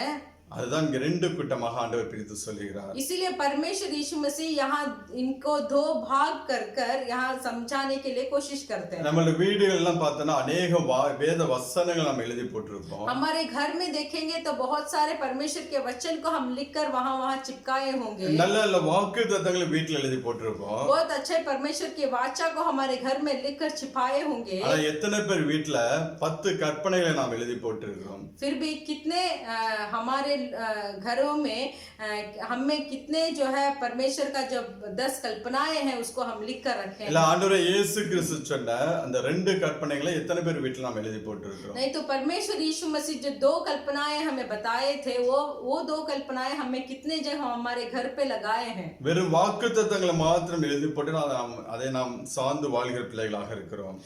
सिर्फ हम वाचा को वहां लिखकर वो वाचा के अनुसार हम जीवन बिताने वाले हैं। ஆனால் அதை காட்டிலும் முக்கியம் என்னவென்றால் फिर भी उससे भी बहुत प्रधान क्या है? பிரமாணங்களுக்கு கீழ்ப்படிகிற பிள்ளைகளாக இருக்க வேண்டும். कल्पनाओं को आज्ञा पालन करना है। ஆண்டவரே இயேசு கிறிஸ்து சொன்ன கற்பனைகளுக்கு நாம் கீழ்ப்படிகிற பிள்ளைகளாக இருக்க வேண்டும். परमेश्वर यीशु मसीह हमें जितने भी आज्ञा दी है उसको हमें पालन करना चाहिए। அப்படி இருக்கும்போது நம்மளோட வாழ்க்கையில தேவனுடைய ஆசீர்வாதம் கடந்து வரக்கூடியதாக இருக்கும். हम वैसे होंगे तो परमेश्वर की आशीर्वाद हमारे ऊपर होगा। ஆனால் எந்த ஒரு ஆசீர்வாதத்துக்கு முன்பதாக इसीलिए जो कोई आशीष से पहले தேவன் சொல்லக்கூடிய பிரமாணங்களை நாம் கடைபிடிக்கிற பிள்ளைகளாக இருக்க வேண்டும். परमेश्वर जो कोई प्रमाण को हमारे लिए दिए हैं उस प्रमाण को हमें आज्ञा पालन करना चाहिए। சரி, நம்ம இப்ப இங்கே பார்க்கலாம். हमें यहाँ देखेंगे இங்க ஆண்டவர் இங்க இந்த ரெண்டு பேரை குறித்து சொல்லுகிறார். ஆயக்காரர்களும் வேசியங்களும் குறித்து சொல்லுகிறார். परमेश्वर यहाँ महसूल लेने वाले और वेश्यों के बारे में बताते हैं। இவர்கள் பின்பு மனஸ்தாபப்பட்டு கீழ்ப்படுகிறவர்களாக இருக்கிறார்கள் என்று சொல்லி ये 2 जन जो है फिर पश्चाते हैं और आज्ञा पालन करने वाले हैं। அதனால பரலோக ராஜ்யத்தில் உங்களுக்கு முன்னே இவர்கள் பிரவேசிக்கிறார்கள் என்று ஆண்டவர் சொல்லுகிறார். इसीलिए परलोक राज्य में आपसे और हमसे पहले ये लोग प्रवेश करते हैं। இப்ப இந்த ஆயக்காரர்களை குறித்து நாம் பார்த்தோம் என்றால் इस महसूल लेने वाले के बारे में हम देखेंगे டாக்ஸ் கலெக்டர் வரி வசூல் பண்ணக்கூடியவர்கள். ये चुंगी लेने वाले हैं। இவர்கள் அதிக வரிகளை வசூல் பண்ணக்கூடியவர்களாக இருந்தார்கள் அந்த நாட்களிலே. ये लोग बहुत ब्याज लेने वाले थे। 2 மடங்கு 3 மடங்கு வரியை வசூல் பண்ணி 2 गुण 3 गुण ब्याज लेकर இவர்களுக்கு அதுல கமிஷன் எடுத்துக்கொண்டு उसमें से आधा पैसा इनको ये लेकर அதை கவர்மெண்ட் பாக்கி பணத்தை கவர்மெண்ட் கொடுக்கறவளாக இருந்தார்கள். और आधा पैसा को सरकार को देते हैं। அதனால அதிக வரி வசூல் பண்ணி ஜனங்கள் மத்தியில் அநியாயம் செய்கிறவர்களாக காணப்பட்டார்கள். इसीलिए बहुत ब्याज को लोगों से लेकर बहुत अधर्म के काम करने वाले அந்த நாட்களிலே उन दिनों में ஆயக்காரர்கள் என்று சொன்னாலே जब हम महसूल लेने वाले बोलेंगे பாவிகள் என்று தான் அவர்கள் அர்த்தம் கொள்வார்கள். तो उसका अर्थ पाप होता है। நீ ஆண்டவரே இயேசு கிறிஸ்து ஊழியத்துல பாத்தீங்கன்னா आप परमेश्वर यीशु मसीह के सेवकाई में देखेंगे ஆயக்காரரும் பாவிகளும் என்று சொல்லி இருப்பார்கள். यहाँ बोलते हैं महसूल लेने वाले और पापी। அந்த பாவிகள் கூட்டத்தோட சேர்ந்து இருப்பார்கள். पापियों के भीड़ों में इस महसूल लेने वाले भी होंगे। அப்படிப்பட்ட ஒரு ஜனங்கள் தான் இந்த ஆயக்காரர்கள். तो इन तरीके के लोग थे ये महसूल लेने वाले। இவங்களை குறித்து ஆண்டவரே இயேசு கிறிஸ்து மலை பிரசங்கத்துல சொல்லும்போது इनके बारे में जब पहाड़ में परमेश्वर संदेश देते हैं बताते हैं நீங்கள் அவர்களைப் போல இருக்க கூடாது என்று தான் சொல்லி கொடுப்பார். परमेश्वर सिखाते हैं कि तुम इस महसूल लेने वाले के तरह मत रहो। நீங்க வாசினா மத்தேயு 5ஆம் அதிகாரம் 46 47 வசனங்களை வாசிக்கலாம். आप पढ़ सकते हैं मत्ती सुसमाचार का पुस्तक उसका 5वां अध्याय का 46 और 47 पढ़ेंगे। क्योंकि यदि तुम अपने प्रेम रखने वालों ही से प्रेम रखो तो तुम्हारे लिए क्या फल होगा? क्या महसूल लेने वाले भी ऐसे नहीं करते? यदि तुम केवल अपने भाइयों ही को नमस्कार करो तो कौन सा बड़ा काम करते हो? क्या अन्य जाति भी ऐसे नहीं करते? 46 இங்கே நாம் இந்த ஆயக்காரோட வாழ்க்கையை குறித்து பார்த்தோம் என்றால் यहाँ इस महसूल लेने वाले के जीवन को जब हम देखेंगे ஒரு சுயநலமுள்ள ஒரு வாழ்க்கையில வாழ்ந்தார்கள். एक खुद अपने लिए जीने वाला एक जिंदगी को देख सकते हैं। அவங்களை சிநேகிக்கிறவர்களை மாத்திரம் சிநேகிப்பார்கள். जो उनसे प्रेम रखते हैं वो भी सिर्फ उन्हीं से प्रेम रखते அவங்களுக்கு हैं। வரி குறைவாக போடுவார்கள். तो उनको वो जो ब्याज जो है उसको कम देंगे। பாக்கியுள்ளவர்களை விரோதிக்கிறவர்களாக இருக்கிறார்கள். तो दूसरे लोगों को विरोध करने वाले थे। தங்கள் சகோதரர்களுக்கு மாத்திரம் வாழ்த்துதல் சொல்லுகிறார்கள். अपने खुद के भाइयों को सिर्फ नमस्कार ஆனால் बोलेंगे। ஆண்டவரே இயேசு கிறிஸ்து சொல்லும்போது फिर भी यीशु मसीह यहाँ बताते हैं, அதே 5ஆம் அதிகாரம் 44-45 வசனங்களை வாசித்தோம் என்றால் फिर भी मत्ती सुसमाचार का पुस्तक का 5वां अध्याय का 44 और 45 को हम पढ़ेंगे। परंतु मैं तुमसे यह कहता हूं कि अपने भाइयों से प्रेम रखो और अपने सताने वालों के लिए प्रार्थना करो, जिससे तुम अपने स्वर्गीय पिता के संतान ठहरोगे, क्योंकि वह भले और बुरे दोनों पर अपना सूर्य उदय करता है और धर्मी और अधर्म दोनों पर मेह बरसाता है। இங்க ஆண்டவரே இயேசு கிறிஸ்து சொல்லும்போது यहाँ परमेश्वर यीशु मसीह बताते உங்கள் हैं, சத்துருக்களை சிநேகிங்கள் என்று சொல்லுகிறார். अपने जो आपको भैर रखता है उससे प्रेम करो, உங்களை சபிக்கிறவனை நீங்கள் ஆசீர்வதிக்க வேண்டும் என்று சொல்லுகிறார். आपको जो सताते हैं उसके लिए प्रार्थना करो, உங்களை பகைக்கிறவர்களுக்கு நன்மை செய்யுங்கள், आपको जो भैर रखता है उसका अच्छा भलाई करो, உங்களை நிந்திக்கிறவர்களுக்காக நீங்கள் ஜெபிக்க வேண்டும் என்று சொல்லிக் கொடுக்கிறார். तो आपको जो सताते हैं उसके लिए प्रार्थना करो। ஆனால் ஆயக்காட வாழ்க்கை அதற்கு நேர்மாறாக காணப்படுகிறது. फिर भी जब महसूल लेने वाले के जीवन को देखेंगे तो वो बहुत ही अलग था। ஆண்டவர் இயேசு கிறிஸ்து சொல்லும்போது உங்கள் சத்துருக்களை நீங்கள் சிநேகிங்கள் என்று எப்போதுமே சொல்லிக் கொடுக்கிறவராக परमेश्वर यीशु मसीह हमें हरदम सिखाते हैं कि आपसे जो भैर रखते हैं उसे प्रेम करो।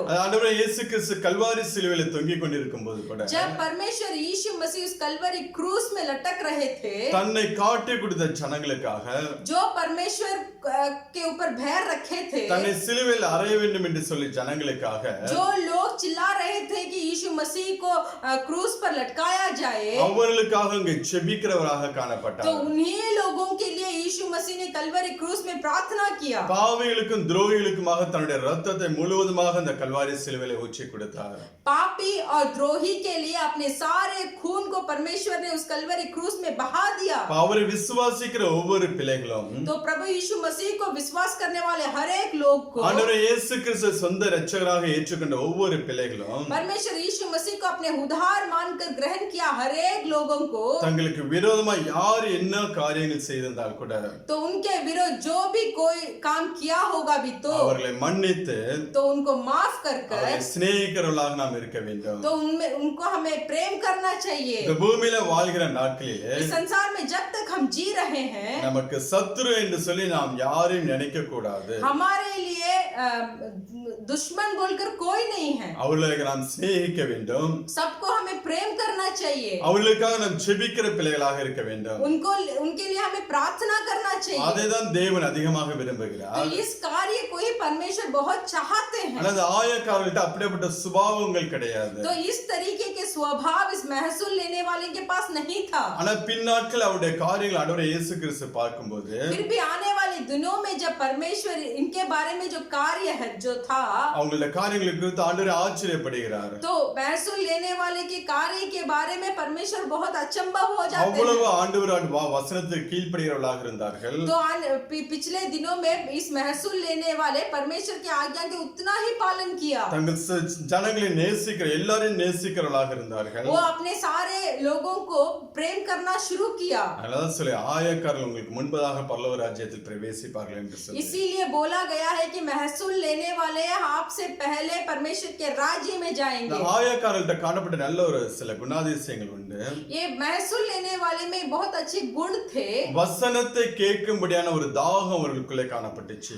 वचन को सुनने के लिए बहुत बड़े प्यास उनके अंदर था। நீ எங்க ஆண்டவரே இயேசு கிறிஸ்து போனா கூட जहाँ कहीं परमेश्वर यीशु मसीह जाएंगे கூடவே ஆயக்காரர்கள் இருப்பாங்க. तो उनके साथ महसूल लेने वाले भी होंगे। பரிசேயர் பிரதான ஆசாரியெல்லாம் கம்ப்ளைண்ட் பண்ணுவாங்க. फरीसिया लोग सब इसके बारे में गलत बताएंगे। உங்க ஆண்டவர் ஆயக்காரோட பாவிகளோட உட்கார்ந்து போஜனம் பண்ணுகிறார் என்று சொல்லி ऐसे वो फरीसी लोग ऐसे बोलेंगे कि आपका परमेश्वर महसूल लेने वाले के साथ और पापियों के साथ बैठे हैं। அந்த ஆயக்காரர்கள் ஆண்டவரே இயேசு கிறிஸ்துவோட கூட இந்த வசனத்தை கற்றுக்கொண்டார்கள். उतना तक इस महसूल लेने वाले परमेश्वर के पास बैठकर उनके वचनों को ग्रहण कर लिया था। நீ வாசிச்சீங்கன்னா லூக்கா 5ஆம் அதிகாரம் आप पढ़ेंगे लूका सुसमाचार का पुस्तक उसका 15 अध्याय முதலாவது வசனத்தை வாசிக்கலாம். उसका पहला वचन को हम पढ़ेंगे।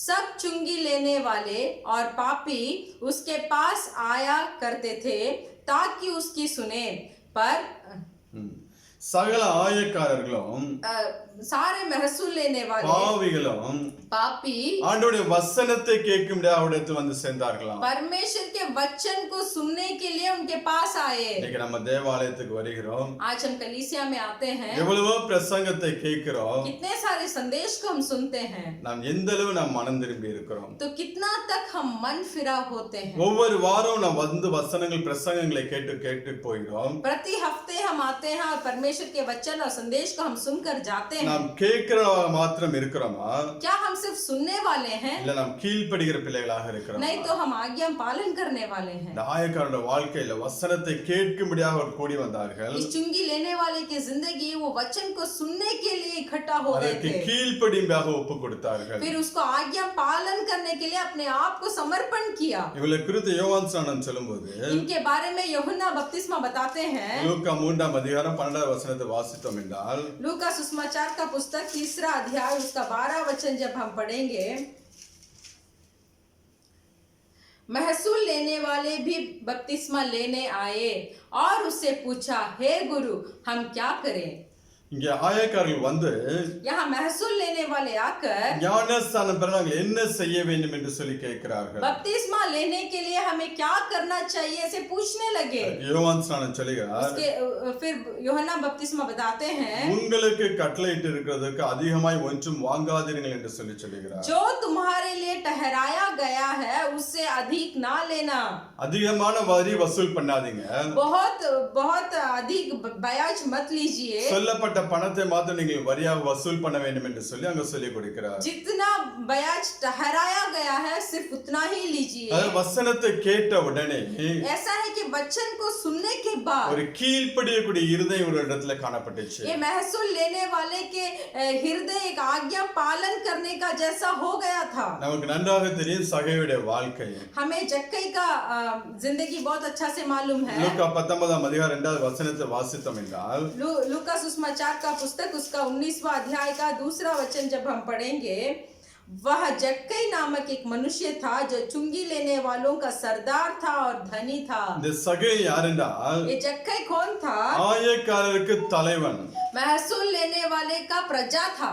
அநேக ஆயக்காரர்கள் இவருடைய கரத்துல இருக்கிறார்கள். बहुत सारे महसूल लेने वाले इसके साथ थे। ஒரு குறிப்பிட்ட பட்டணத்துக்கு தலைவனாக காணப்படுகிறான். एक नगर का प्रजा था वो, ஆனால் இவனிடத்தில் காணப்பட்ட ஒரு நல்ல ஒரு சுபாவம், फिर भी जक्कई के अंदर बहुत अच्छा एक गुण था। ஆண்டவர் இயேசு கிறிஸ்துவை பார்க்க வேண்டும் என்று சொல்லி परमेश्वर यीशु मसीह को देखना है बोलकर அவர் முன்பதாக வந்து மரத்தின் மேல் ஏறி நின்று கொண்டிருக்கிறான். वो आगे आकर एक गुलर के पेड़ के ऊपर चढ़ गया था। அவருடைய இருதயத்தை ஆண்டவர் இயேசு கிறிஸ்து பார்க்கிறார். तो यीशु मसीह जक्कई का हृदय को देखा। ஒரு ஆயக்காரனுக்கு தலைவன் எவ்வளவு ஒரு வாஞ்சை உள்ளவனாக காணப்படுகிறான். एक महसूल लेने वाले के प्रजा के अंदर कितना ही उत्साह है परमेश्वर को देखने के लिए। ஏன்னா ஆயக்காரனை பாவிகள் என்று சொல்லி சொல்லும்போது क्योंकि महसूल लेने वालों को तो पापी कहा जाता था, அதுக்கு தலைவனா இருக்கக்கூடிய எவ்வளவு பெரிய ஒரு பாவியா இருப்பான். तो महसूल लेने वाले का प्रजा कितना बड़ा पापी हो सकता है। ஆண்டவருடைய வசனத்தை கேட்கும்படியாக, फिर भी परमेश्वर का वचन को सुनने के அவரை लिए, பார்க்கும்படியாக परमेश्वर को देखने के ஒரு लिए மரத்தின் மேல் ஏறி நின்று கொண்டிருக்கிறான். वो एक पेड़ के ऊपर चढ़ गया था। ஆண்டவர் இயேசு கிறிஸ்து அந்த மரத்தின் அருகே வந்து, परमेश्वर यीशु मसीह उस पेड़ के पास आकर, நீ சகை நீ கீழே இறங்கி வா, जक्कई तू नीचे उतर कर आ, இன்றைக்கு நான் உன் வீட்டில் தங்க வேண்டும் என்று சொல்லுகிறார். आज तेरे घर में रहना मेरे लिए आवश्यक है बोलते हैं। சொல்லிவிட்டு ஆண்டவர் இயேசு கிறிஸ்து அவரை கூட்டிக் கொண்டு போகிறான். ऐसे बोलकर परमेश्वर यीशु मसीह जक्कई को ले जाते हैं। வீட்டுக்குள் போவதற்கு முன்பதாக घर में प्रवेश होने से पहले எல்லா ஜனங்களும் நின்று கொண்டிருக்கிறார்கள். बहुत सारे लोग वहां इकट्ठा हो गए। சொல்ல வேண்டும் என்றால் ऐसे बोल सकते हैं, இவனால் பாதிக்கப்பட்ட अनेक ஜனங்கள் அந்த கூட்டத்தில் இருந்திருக்கலாம். इस जक्कई के द्वारा बहुत सारे लोग वहां थे जो परेशानी इसके द्वारा उठाए थे। அந்த கூட்டங்களுக்கு முன்பதாக उस भीड़ के सामने ஆண்டவர் இயேசு கிறிஸ்துவை பார்த்து சொல்லுகிறார். परमेश्वर यीशु मसीह को देखकर जक्कई बताता है, வாசிக்கலாம் 8-9 वचनங்கள். हम पढ़ेंगे 8 और 9वां वचन। जक्कई ने खड़े होकर प्रभु से कहा, हे प्रभु देख, मैं अपनी आधी संपत्ति कंगालों को देता हूँ, और यदि किसी का कुछ भी अन्याय करके ले लिया हो तो उसे चुगाने फेर देता हूँ। तब यीशु ने उससे कहा, आज इस घर में उधार आया है, इसीलिए कि यह भी अब्राहम का पुत्र है। ஹalleluya. हालेलुया। நான் என்னுடைய ஆஸ்தியில் ஏழைகளுக்கு பாதியை கொடுக்கிறேன். मेरा आधा संपत्ति कंगालों को देता हूँ। நான் யாரிடத்தில் அநியாயமாய் வாங்கினது உண்டானால் मैं किसी का कुछ भी अन्याय करके ले लिया है நாளத்தனையாக நான் திரும்பி செலுத்துகிறேன் என்று சொல்லுகிறார். तो वो जक्के ऐसा बोलता है, उसको मैं चुगना फेर देता हूँ। ஆண்டவரே இயேசு கிறிஸ்து வீட்டுக்குள்ள கொண்டு போய் வீட்டுக்குள்ள கூட்டி கொண்டு போய் पर ये परमेश्वर यीशु मसीह को घर के अंदर लेके जाकर ஒரு ரூம்குள்ள வைத்து தனியாக சொல்லவில்லை. एक कमरे के अंदर खड़ा होकर अकेले में नहीं बताया। ஜனங்களுக்கு முன்பதாக அறிக்கை பண்ணுகிறான். मनुष्य लोगों के सामने ऐसे बताता है। அவனுக்கு என்ன நேர்ந்திருக்கும் அடுத்த நாட்கள்ல क्या आने वाले समय में उसको क्या बिताया होगा? अनेक ஜனங்கள் வந்து அவனிடத்தில் இந்த பணத்தை பெற்றுக்கொண்டு சென்றிருப்பார்கள். बहुत सारे लोग आकर वो जक्के के पास से पैसा लेकर गए होंगे। அவனுடைய இருதயத்தை பார்த்து ஆண்டவர் சொன்னார், उस जक्के का हृदय को देखकर परमेश्वर ने बताए, இன்றைக்கு இந்த வீட்டுக்கு ரட்சிப்பு வந்தது என்று. आज इस घर को उधार आया। அவ்வளவாய் தேவ வசனத்துக்கு கீழ்ப்படியக்கூடியவர்களாக இருந்தார்கள் இந்த ஆயக்காரர்கள். उतना तक इस महसूल लेने वाले परमेश्वर के वचन को आज्ञा पालन किया।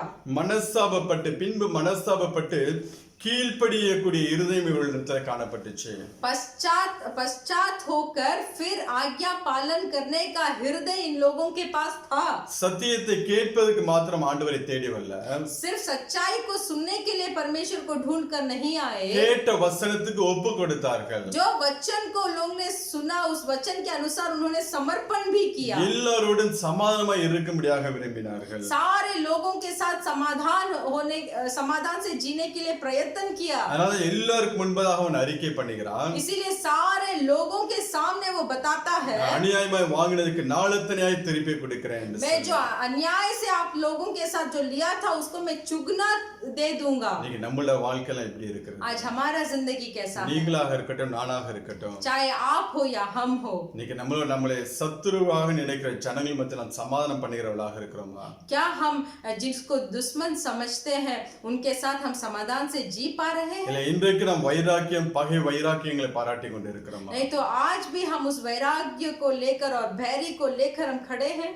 என்னைக்கு நீங்க சத்தியத்தை கேட்கறீங்களோ, जब आप परमेश्वर के वचन को सुनते हैं, அன்னைக்கு உங்களை ஒப்பு கொடுத்து उसी दिन आपको समर्पण कर कर நம் ஜனங்களோடு சமாதானமாகிற பிள்ளைகளாக இருக்க வேண்டும். सारे लोगों के साथ समाधान से हमारा जीवन को बिताना चाहिए। இன்ன கசப்பு வெறுப்பு कितना भी कड़वापन या बहुत कष्ट उनके ऊपर हो, இதெல்லாம் நம்முடைய இருதயத்துல சுமக்க கூடாது. ये सारी चीजों को हमारे हृदय में हमें नहीं लेना चाहिए। இதெல்லாம் விட்டு நாம் வெளியே வருகிற பிள்ளைகளாக இருக்க வேண்டும். इसको सब छोड़कर हमें बाहर आना चाहिए। ஆயக்காரர்கள்ட்ட நல்ல அந்த குணாதிசயங்கள் ஆண்டவரே இயேசு கிறிஸ்து பார்க்கிறார். इस महसूल लेने वालों में से बहुत अच्छे अच्छे गुण को वहां परमेश्वर ने देखा।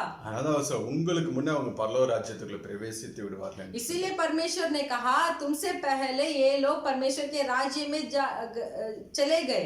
இன்னைக்கு உங்களுடைய இருதயம் எப்படி இருக்கிறது? आज आपका हृदय कैसा है? உங்க இருதயத்துல எல்லாரோட சமாதானமா இருக்கீங்களா? क्या आपके हृदय में सारे लोगों के साथ समाधान में है? இல்ல இன்னும் சில பிரச்சனைகளை சுமந்து கொண்டு போகிறீங்களா? नहीं तो कुछ और परेशानियों को आपके हृदय में उठा करके आप जा रहे हैं? எல்லாவற்றையும் கீழே இறக்கி வைத்து விடு. सब बोझ को नीचे उतार दीजिए। ஆண்டவரே இயேசு கிறிஸ்து நம்மளுடைய பாவங்களை மன்னிச்சிருக்கும் போது, यीशु मसीह हमारे पाप को अगर माफ किए हैं तो நம்ம ஏன் மற்றவங்களுடைய பாவங்களை மன்னிக்க கூடாது? क्यों हम दूसरों के पापों को माफ ना करें? ஒன்னு நல்லா தெரிஞ்சுக்கணும், एक अच्छा से मालूम हो जाइए, நாம் அடுத்தவங்களுடைய பாவங்களை இன்னும் மன்னிக்காமல் இருந்தோம் என்றால், जब दूसरों के पाप को अगर हम अभी तक क्षमा नहीं किए होंगे தேவனும் சில காரியங்களை நம்மளை மன்னிக்காமல் வைத்துக் கொண்டிருப்பார். तो परमेश्वर भी हम में कुछ कार्य जो है पाप के कार्य उसको भी माफ नहीं करेंगे। உங்களுடைய காரியங்கள் பாவங்கள் எல்லாவற்றையும் பரிபூர்ணமாய் மன்னிக்க வேண்டும் என்றால், हमारे और आपके पापों को अगर बहुत परिपूर्ण से उसको माफ करना है तो நீங்கள் அடுத்தவருடைய காரியங்களை மன்னிக்கிற பிள்ளைகளாக இருக்க வேண்டும். तो दूसरों के कार्यों को आपको माफ करना है। அதை குறித்து ஆண்டவர் நல்ல ஒரு உவமையிலும் சொல்லி இருக்கிறார். तो उसके बारे में परमेश्वर बहुत अच्छा उपमा बताते हैं। நம்மளோட வாழ்க்கையில तो हमारे जिंदगी में நமக்கு விரோதமா எழும்பக்கூடிய ஜனங்களை மன்னிக்கிற பிள்ளைகளாக இருக்க வேண்டும். हमारे विरुद्ध जितने भी दुश्मन उठे तो उनको हमें माफ करना चाहिए। ஒருவேளை உங்களுடைய மன்னிப்பை அவர்கள் ஏற்றுக்கொள்ளாமல் இருந்தால் கூட, ऐसा हो कि जो आप माफ करते हैं फिर भी वो माफी को लोग ग्रहण नहीं किया, உங்கள் இருதயத்தை பார்க்கிற ஆண்டவராய் இயேசு கிறிஸ்து तो आपको हृदय को देखने वाले परमेश्वर यीशु मसीह உங்களை அங்கீகரித்துக் கொண்டு आपको अंगीकार कर कर உங்களை அவர் ஆசீர்வதிக்கிறவராக आपको परमेश्वर आशीष करेंगे। அதனால கேட்கிற சத்தியத்துக்கு கீழ்ப்படிங்க.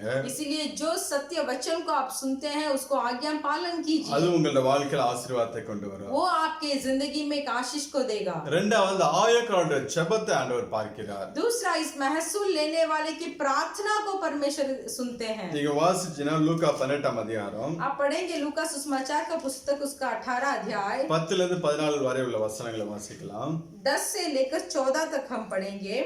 दो मनुष्य मंदिर में प्रार्थना करने के लिए गए, एक फरीसी था और दूसरा चुंगी लेने वाला।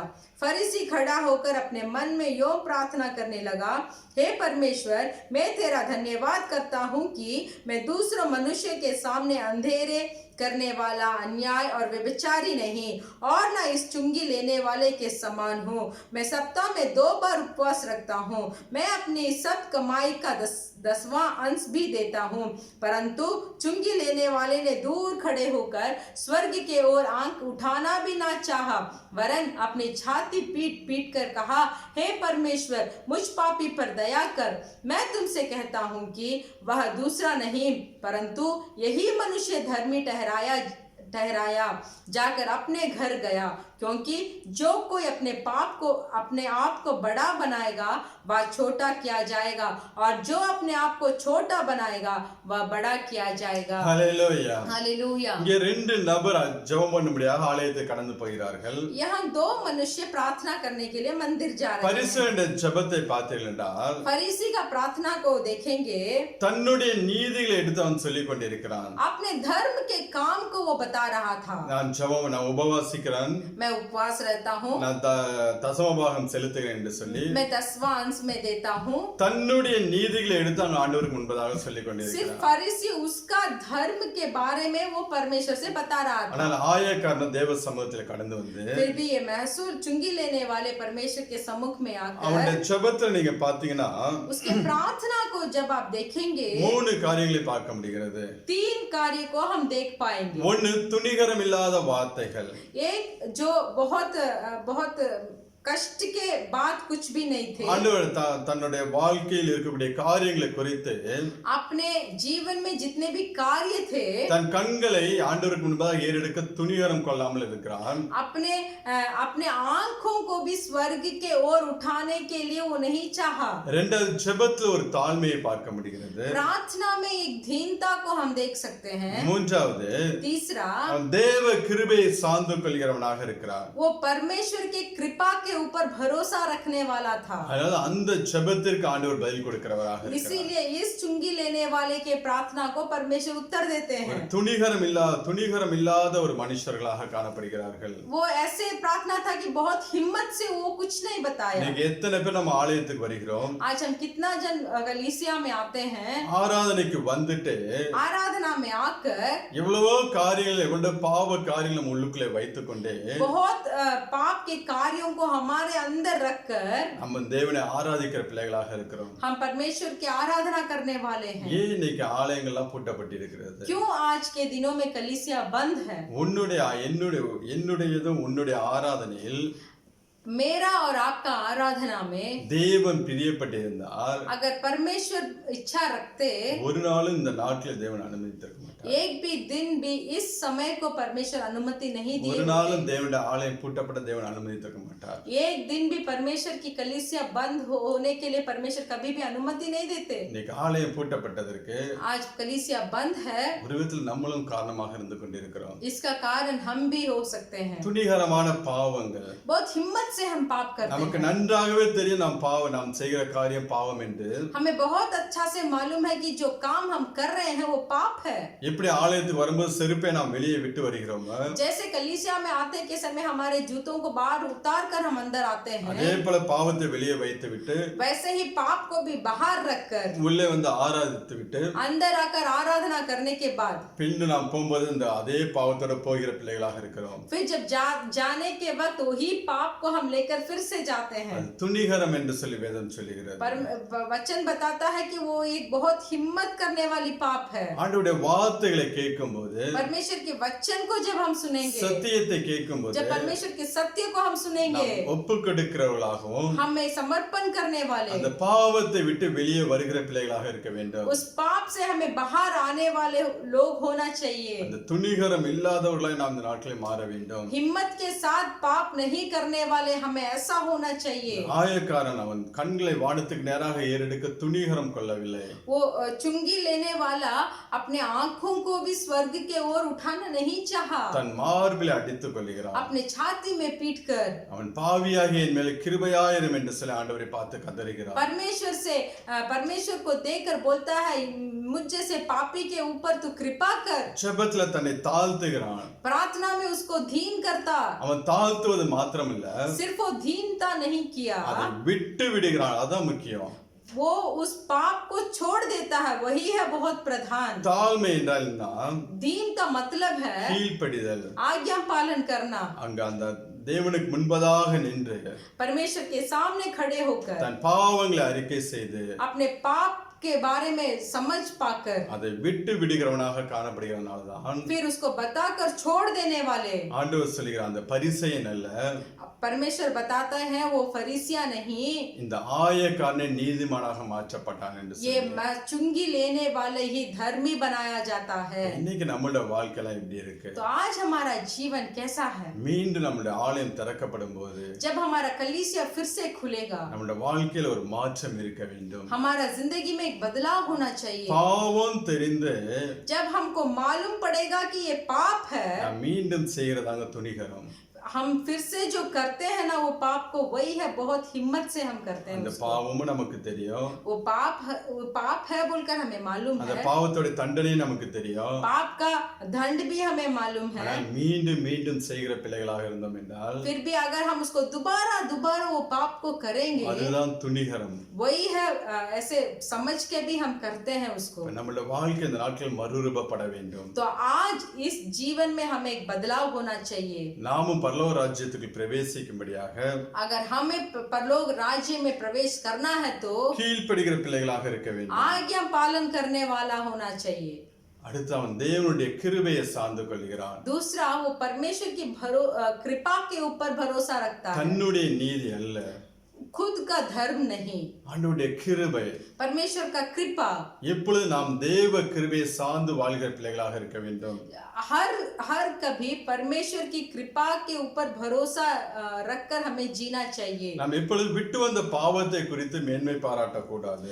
जो पाप को हम लोग छोड़कर आए हैं उसके बारे में हमें बढ़ाई नहीं करने இந்த का. பாவத்தெல்லாம் என் வாழ்க்கையில விட்டேன் என்று சொல்லி அதை குறித்து நாம் சொல்வதை விட इन पापों को मेरे जिंदगी से मैंने हटा दिया बोलकर उसके बारे में हमें बात करने का नहीं. இனி என்ன பாவத்தை விட வேண்டும் என்று சொல்லி நாம் நம்மளை ஆராய்ந்து பார்க்க வேண்டும். तो हमें खुद को हमें जांच करना चाहिए कि मेरे जिंदगी में और क्या क्या पाप है जो मुझे छोड़ना है. இங்கே பரிசேயனை பார்த்தீர்கள் என்றால் यहाँ फरीसिया को जब आप देखेंगे, தான் விட்ட பாவங்களை குறித்து அவன் சொல்லுகிறான். जो पाप ने उसे छोड़ दिया था वो पाप को बता रहा है. விபச்சாரக்காரரை போல இல்ல, मैं व्यभिचार के तरह नहीं हूँ, அநியாயக்காரரை போல அல்ல, मैं अन्याय के तरह नहीं हूँ, இந்த ஆயக்காரரை போல அல்ல इस चुंगी लेने वाले की तरह नहीं हूँ. என்று தான் விட்டு வந்த பாவத்தை குறித்து சொல்லிக் கொண்டிருக்கிறார். ऐसे जो कोई पाप को वो छोड़ा था उसको वो बता रहा है. அது முக்கியம் அல்ல, वो प्रधान नहीं है. இந்த ஆயக்காரனை பாருங்களேன். तो ये चुंगी लेने वालों को देखिए, பாவியாகிய என் மேல मुझ जैसे पापी पर தன்னிடத்தில் இப்பொழுது காணப்படுகிற பாவத்துக்காக தேவ சமூகத்தில் தன்னை தாழ்த்துகிறான்.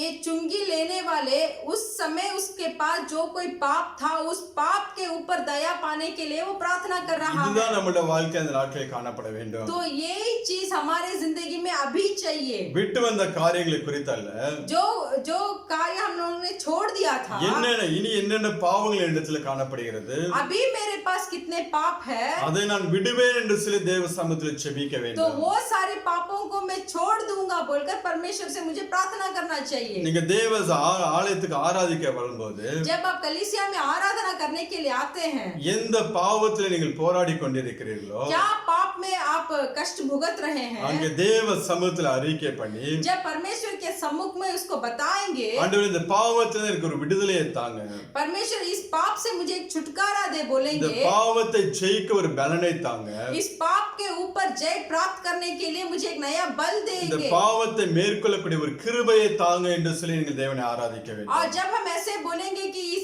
इस पाप के ऊपर आपकी कृपा मुझे चाहिए बोलेंगे, தேவ பலத்தை பெற்றுக்கொண்டு तब परमेश्वर के बल को प्राप्त कर இந்த பாவத்தை விட்டு நாம் வெளியே வர வேண்டும். तो इस पाप को हटकर हमें बाहर आना चाहिए। அதுதாங்க உண்மையான ஒரு ஆராதனை. तो वही एक सच्चा आराधना। ஆராதனை நேரத்துல आराधना के समय ஆராதனை நடத்தக்கூடியவர்கள் आराधना जो करते हैं, ஜனங்களுடைய பாவங்களுக்காக அங்க பலி செலுத்துவ தேவ சமூகத்துல பரிந்து பேசுவார்கள்.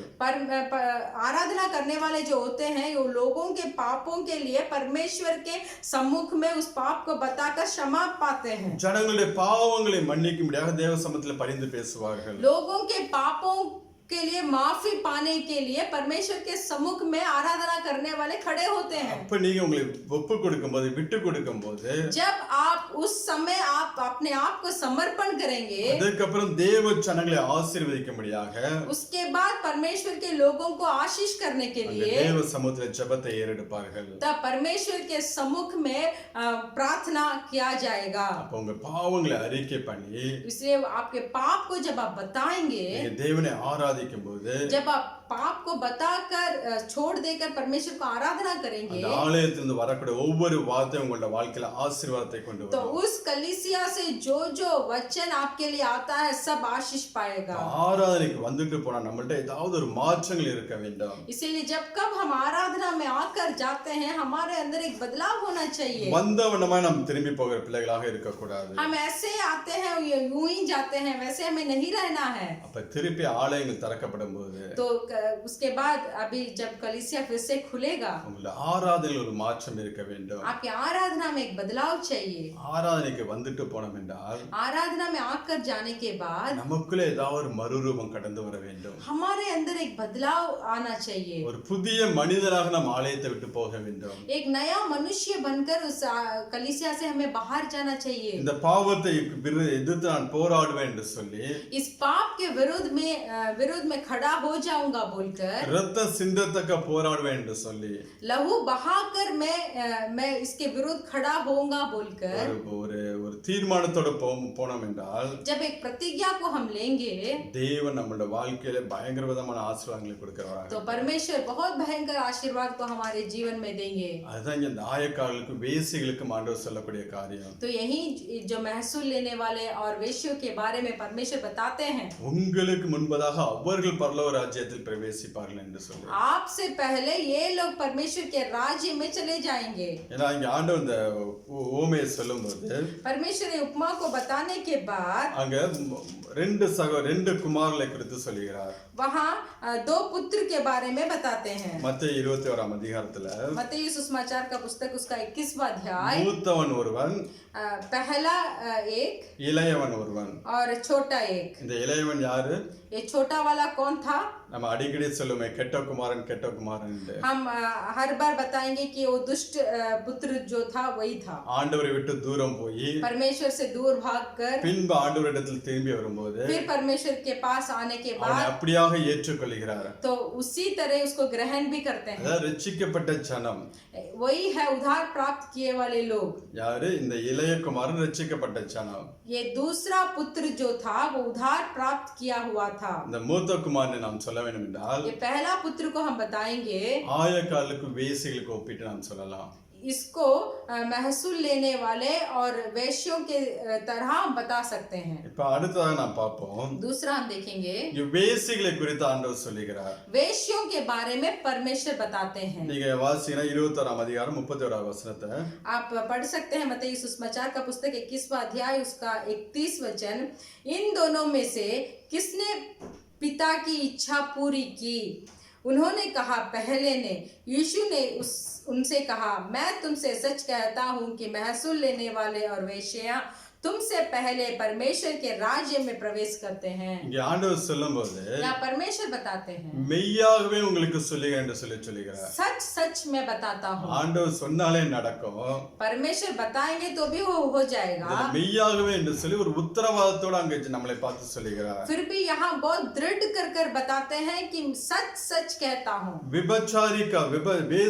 வேசிகளும் பரலோக ராஜ்யத்தில் பிரவேசிப்பார்கள் என்று சொல்லி वेश्या भी परलोक राज्य में प्रवेश करेंगे। யாத்ராகமம் 14ஆம் அதிகாரம் 10வது வசனத்தை நாம் வாசித்தோம் என்றால் निर्गमन का पुस्तक उसका 16 अध्याय ஆண்டவர் 10 கட்டளைகளை கொடுக்கும்போது जब परमेश्वर 10 कल्पनाएं उनको देते हैं, விபச்சாரம் செய்யாதிருப்பீர்களாக என்று சொல்லி சொன்னார். बोलते हैं व्यभिचार मत करो।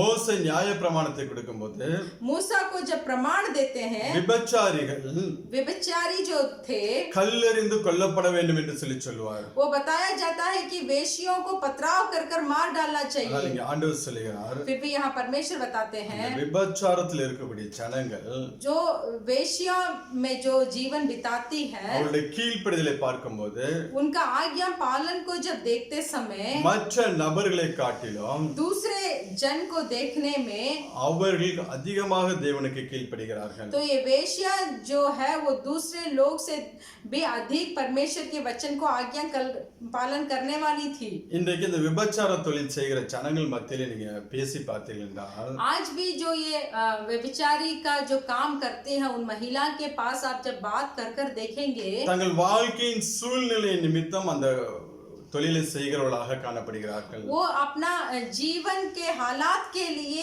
ऐसे काम वो करते हैं। தங்களுடைய இச்சைகளை நிறைவேற்றும்படியாக யாரும் விபச்சாரம் செய்யவில்லை. अपने शारीरिक इच्छा को पूरा करने के लिए कोई ये व्यभिचार का काम नहीं करती। ஒருவேளை அவங்க கணவனால் கைவிடப்பட்டவர்களாக இருக்கலாம், ऐसा हो कि वो पति से अलग हुई होगी, இல்ல கணவன் மரித்தவர்களாக இருக்கலாம், नहीं तो पति मर गए होंगे, இல்ல தன் குடும்பம் மிகவும் வறுமையான சூழ்நிலையில் இருக்கும்போது नहीं तो उनका कुटुंब जो है वो बहुत गरीब में जी रहा हो, வேற ஒரு வழியும் இல்லாமல் और कोई रास्ता नहीं है, இந்த விபச்சார தொழிலை தேர்ந்தெடுத்துக் கொள்கிறார்கள். इसीलिए इस व्यभिचार का काम को उन्होंने चुन लिया है।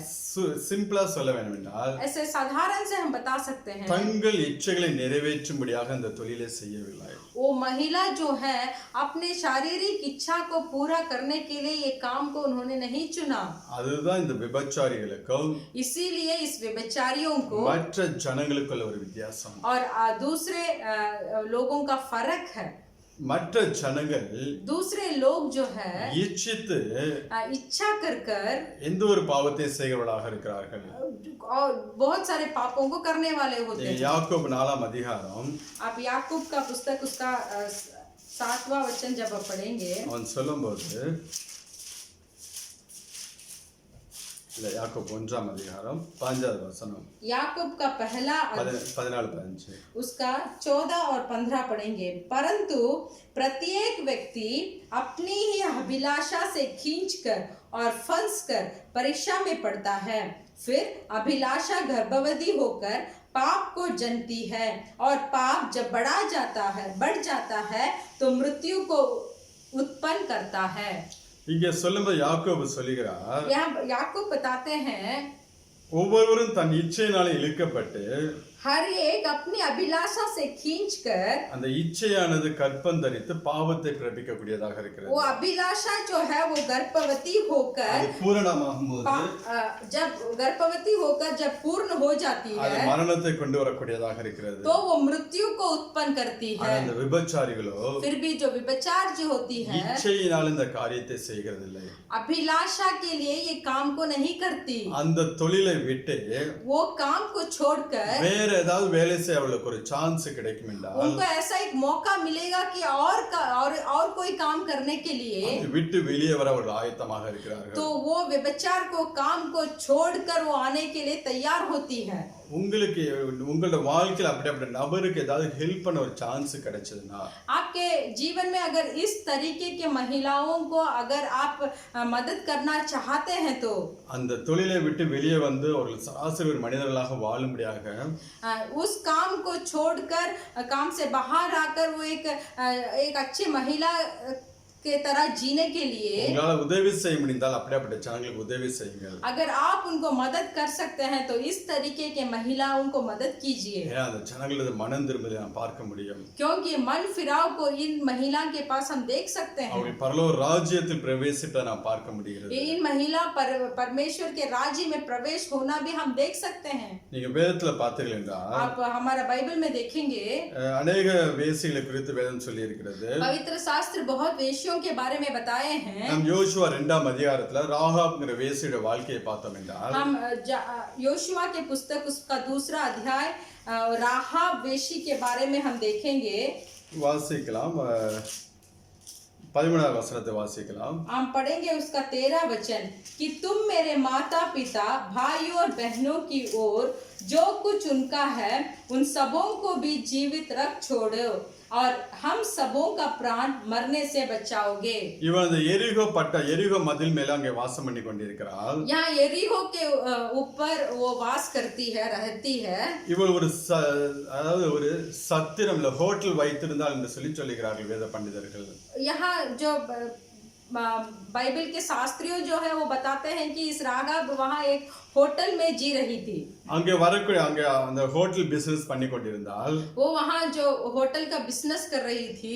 பட்டணத்தில் பிரவேசிப்பவர்கள் அங்க வந்து தங்குவது வழக்கம். जो नगर में जो कोई प्रवेश होता है वो जाकर उनके होटल में वो रहते हैं. அவர்களுக்கு இப்படிப்பட்ட காரியத்தை செய்கிறவளாக இருந்தால் तो वहाँ ये इस वेश्यों के काम वहाँ करती थी. அவளுடைய காரியத்தை குறித்து இங்க வாசிச்ச பாத்தீங்களா 2ஆம் அதிகாரம் 13ஆம் வசனத்திலே उसके कार्यों के बारे में हमने यहाँ पढ़ा है 13 अध्याय. என் தகப்பனையும் मेरे माता पिता, என் தாயையும் मेरे माता पिता, என் சகோதரரையும் मेरे भाइयों என் சகோதரிகளையும் और बहनों இவர்கள் குடும்ப சூழ்நிலை நிமித்தம் इनके कुटुंब के हालात के कारण அந்த தொழிலை செய்யும்படியாக தள்ளப்படுகிறாள். तो इस वेश्यों के काम करने के लिए उसको करना पड़ रहा है. அதற்காக அவர்கள் செய்யறது கரெக்ட் என்று சொல்லி நான் சொல்லவில்லை. ऐसे करने इस तरीके के काम करना ठीक है बोलकर मैं नहीं बोल रहा हूँ. அவங்களுக்கு வேற ஒரு சாய்ஸ் கிடையாது. उनको दूसरा कोई रास्ता नहीं है. ஆரம்ப நாட்களில் தங்களோட வாழ்க்கையில போராடி பார்க்கிறார்கள். पहले शुरुआत के दिनों में अपने जिंदगी में वो बहुत लड़कर देखते हैं. பல நபர்களால் ஏமாற்றப்படுகிறார்கள். बहुत सारे मनुष्यों के द्वारा वो धोखा पाते हैं. அப்படிப்பட்ட ஜனங்களை இந்த தொழிலுக்கு தங்களை விட்டு கொடுக்கிறார்கள். तो उस तरीके के लोग जो है वही इस काम के लिए अपने आप को सौंपते हैं. ஆனா அந்த ஜனங்கள் மன ரீதியில ரொம்ப வேதனைப்படுகிறார்கள். फिर भी इस तरीके के काम करने वाले अपने हृदय से बहुत ठोकर खाए हुए लोग हैं. இந்த தொழிலை செய்வதை குறித்து ஒவ்வொரு நாளும் வேதனைப்படுகிறவர்களாக இருக்கிறார்கள். ये काम करने के लिए वो महिला बहुत अपने आप पे दुख उठाते हैं. அவங்களுக்கு வேற ஒரு சான்ஸ் கிடைக்கும்போது जब उनको और एक मौका मिलेगा, இந்த பாவ வாழ்க்கையை விட்டு வெளியே வருவதற்கு ஒரு சான்ஸ் கிடைக்கும்போது इस पाप की जिंदगी को छोड़कर बाहर आने का एक मौका मिलेगा, உடனே அதை விட்டு வெளியே வருகிறார்கள். तो तुरंत उसको छोड़कर वो महिला बाहर आती है. அடுத்த நிமிஷம் அந்த பாவத்தை விட்டு வெளியே வந்து விடுகிறார்கள். दूसरे पल ही इस पाप को छोड़कर वो बाहर आती है. சாதாரண மக்கள் फिर भी साधारण मनुष्य जो है அந்த இச்சையை தனக்குள்ளே வைத்துக்கொண்டு तो अभिलाषा को अपने अंदर ही रखकर அந்த இச்சையெல்லாம் எப்ப அவனை டெம்ப்டேட் பண்ணுகிறதோ जब वो अभिलाषा उसके अंदर उत्साह को लेके आता है அந்த நேரத்துல அந்த பாவத்துல விழுகிறவனாக காணப்படுகிறான். तो उस समय वो पाप में वो घिरता है. அதுதான் வித்தியாசம். तो वही है फर्क. அதுதான் அந்த விபச்சாரிகளை பார்த்து ஆண்டவர் சொல்லுகிறார்கள். इसीलिए इस वेश्यों को देखकर परमेश्वर बताते हैं இவர்கள் முன்பதாக பிரவேசிப்பார்கள் என்று சொல்லி ये तुमसे पहले परमेश्वर के राज्य में प्रवेश करेंगे. இங்க ராகாபுடைய வாழ்க்கையில பார்த்தோம் என்றால் यहाँ राहाब की जिंदगी को देखेंगे. இவள் கேள்விப்படுகிறாள். ये सुनती है. நீங்க 2ஆம் அதிகாரத்தை ஃபுல்லா நீங்க வாசித்து பார்த்தீங்கன்னா जब आप ये दूसरा अध्याय यहोशू के पुस्तक का दूसरा अध्याय पूरा पढ़ेंगे 9, 10, 11 இந்த வசனங்களை வாசிக்கலாம். 9, 10 और இல்லாட்டி அந்த வசனங்களை வாசித்துக் கொள்ளுங்கள். इस वचन को पढ़कर देखिए. இந்த எரிகோ பட்டணத்தில் இருக்கிற ஜனங்கள் கேள்விப்படுகிறார்கள். यरीहो नगर के लोग जो है वो ये सुनते हैं। எகிப்திலிருந்து புறப்பட்ட ஒரு கூட்ட ஜனங்கள் मिस्र देश से एक बड़े भीड़ शुरू हुई है। வருகிற வழியில எல்லாரையும் அழித்து கொண்டு வந்து கொண்டிருக்கிறார்கள். वो आने वाले रास्ते में सबको नष्ट कर आती है। தேவன் அவர்கள் மத்தியில் அற்புதங்களையும் அதிசயங்களையும் செய்கிறார்கள் என்று சொல்லி परमेश्वर उनके बीच में अद्भुत और आश्चर्य काम को करते हैं। இந்த எரிகோ பட்டணத்தார் கேள்விப்படும்போது ये यरीहो नगर में जो रहते हैं वो इसके बारे में सुनते हैं, அவர்களுக்குள்ள ஒரு பயம் பற்றி பிடிக்கிறது. तो उनके अंदर एक भय छा जाती है। அதை கேட்கும்போது அவருடைய இருதயத்தில் இருக்கக்கூடிய பலன் எல்லாம் கரைந்து போகிறது. जब उनके वो भीड़ के इस्राएल भीड़ के बारे में सुनते हैं तो वो उनका हृदय बहुत बहुत दुख हो जाता है और बहुत कष्ट उठाता है। அதே நேரத்தில் ராகாப் வேசி சொல்லுகிறார், उसी समय और राघव वेशी जो बताती है, உங்கள் தேவனாகிய கர்த்தரே, आपके 11 வசனம், 11 वचन, आपके परमेश्वर जो है உயர வானத்திலும் ऊंचे आसमान में கீழ பூமியிலும் और नीचे पृथ्वी में தேவனானவர் वो परमेश्वर है। அப்படி என்று சொல்லி தன்னுடைய வாழ்க்கையில தேவனுடைய சொந்த ஆண்டவரை இயேசு கிறிஸ்துவை இரட்சகராக ஏற்றுக்கொள்கிறார்கள். ऐसे बताती है कि तुम्हारा परमेश्वर यहोवा ऊपर के आकाश का और नीचे की पृथ्वी का परमेश्वर है, ऐसे बोलकर अपने जीवन में परमेश्वर को ग्रहण करती है। அந்த பாவத்தை விட்டு வெளியே வர அவளுக்கு ஒரு சான்ஸ் கிடைக்கும்போது राहाब को एक मौका मिलता है अपने पाप से बाहर आने के लिए। எங்களை நீங்கள் ரட்சிக்க வேண்டும் என்று சொல்லி तो हमें आप लोगों को उद्धार करना है बोलकर வேவு இஸ்ரவேல் ஜனங்களை பார்த்து சொல்லுகிறார். इजराइल लोगों को देखकर वो बोलती है। அவங்களுக்கு ஒரு சான்ஸ் இல்லாதனால இந்த பாவத்துல வாழ்ந்து கொண்டிருக்கிறார்கள். तो इन वेश्यों को एक मौका नहीं मिल रहा है, इसीलिए इस पाप में पड़े हैं। அவங்க மன ரீதியாக இருக்கட்டும், उनके मन के तौर से देखिए, உடல் ரீதியாக பயங்கர வேதனைப்படுகிறவர்களாக இருக்கிறார்கள். शारीरिक तौर से बहुत वेदना है उनके अंदर। தங்களுடைய இச்சையினால அந்த பாவத்தை அவர்கள் செய்யவில்லை. अपने अभिलाषा के लिए पाप को लोग नहीं करते ஆனா हैं। மற்ற ஜனங்களை பாருங்க, फिर भी दूसरे मनुष्यों को देखिए, தங்களுடைய இச்சைகளை நிறைவேற்றும்படியாக अपने अभिलाषा और इच्छा को पूरा करने के लिए பாவத்தை செய்கிறவர்களாக तो இருக்கிறார்கள். उसके लिए पाप को करते हैं। இதுதான் பின்பும் மனஸ்தாபப்படாத ஒரு கூட்டம். यही है, पीछे भी वो लोग पछताते नहीं है। ஆண்டவருடைய வசனத்தை கேட்டிருந்த போதிலும், परमेश्वर का वचन को सुना है, சத்தியத்தை கேட்டிருந்த போதிலும், सत्य को सुना है, அந்த பரிசுத்த வாழ்க்கைக்கு தங்களை விட்டு கொடுக்காத ஒரு ஜனம், एक पवित्र जीवन के लिए अपने आप को ये लोग अर्पण नहीं करते। விபச்சாரிகளோ फिर भी जो व्यभिचारी जो होती அந்த हैं, சூழ்நிலையை விட்டு வெளியே வரக்கூடிய சான்ஸ் கிடைச்சதுன்னா उस हालात को छोड़कर बाहर आने का एक मौका जब उन्हें मिलता है அவர்கள் முழுவதுமாக அதை விட்டு வெளியே வருகிறார். तो उसको छोड़कर तुरंत बाहर आती हैं। அதாவது ஆண்டவர் அழகாக இங்கே சொல்லுகிறார், इसलिए बहुत सुंदर से परमेश्वर यहाँ बताए, ஆயக்காரர்களும் வேசிகளும் महसूल लेने वाले और वेश्यों உங்களுக்கு முன்னே ராஜ்யத்தில் பரலோக ராஜ்யத்தில் பிரவேசிப்பார்கள் என்று. तुमसे पहले परमेश्वर के राज्य में प्रवेश करेंगे। இன்னைக்கு உங்களுடைய வாழ்க்கை என்னுடைய வாழ்க்கை எப்படியா இருக்கு? आज मेरा और आपका जिंदगी कैसा है? கொஞ்சம் நம்மளுடைய வாழ்க்கையை யோசிச்சு பாருங்களேன். आज हमारा जिंदगी को थोड़ा सोच कर देखिए। இன்னைக்கு இந்த ஆயக்காரர்களை போல் நம்ம வேத வசனத்துக்கு கீழ்ப்படுகிறோமா? क्या आज भी इस महसूल लेने वाले की तरह हम परमेश्वर के वचन का आज्ञा पालन करते இந்த हैं? வேத வசனத்தை குறித்து ஒரு தாகம் நம்ம இடத்துல இருக்கிறதா? क्या इस वचन को सुनने के लिए एक प्यास हमें भरी है? கேட்கிற வசனத்துக்குலாம் நாம் கீழ்ப்படுகிறோமா? क्या जो वचन हम सुनते हैं उसका हम पालन करते हैं? நம்மளுடைய ஜெபத்துல ஒரு தாழ்மை இருக்கிறதா? क्या हमारा प्रार्थना में एक दीनता है? இனி நான் என்ன பாவத்தை விட வேண்டும் என்று சொல்லி தேவ சமூகத்தில் நாம் கேட்கிறோமா? क्या हम परमेश्वर के सम्मुख में बैठकर परमेश्वर और क्या पाप मेरे अंदर है जो मुझे छोड़ना है ऐसे बोलते हैं? நம்மளை நாமே ஆராய்கிறோமா? क्या हम अपने आप को जांच कर देखते हैं? क्या அப்போஸ்தலன் பவுல் சொல்லும்போது प्रेरित पौलुस बताते हैं, 2 கொரிந்தியர் 11 அதிகாரம் दूसरा कोरिन्थियुस का पुस्तक उसका 11 अध्याय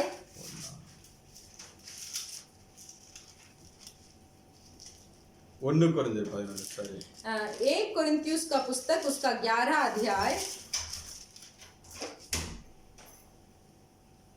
28 वचन उसका 28 का वचन हम पढ़ेंगे। इसीलिए मनुष्य अपने आप को जांच ले और इसी रीति से इस रोटी में से खाए और इस कटोरे में से पिए।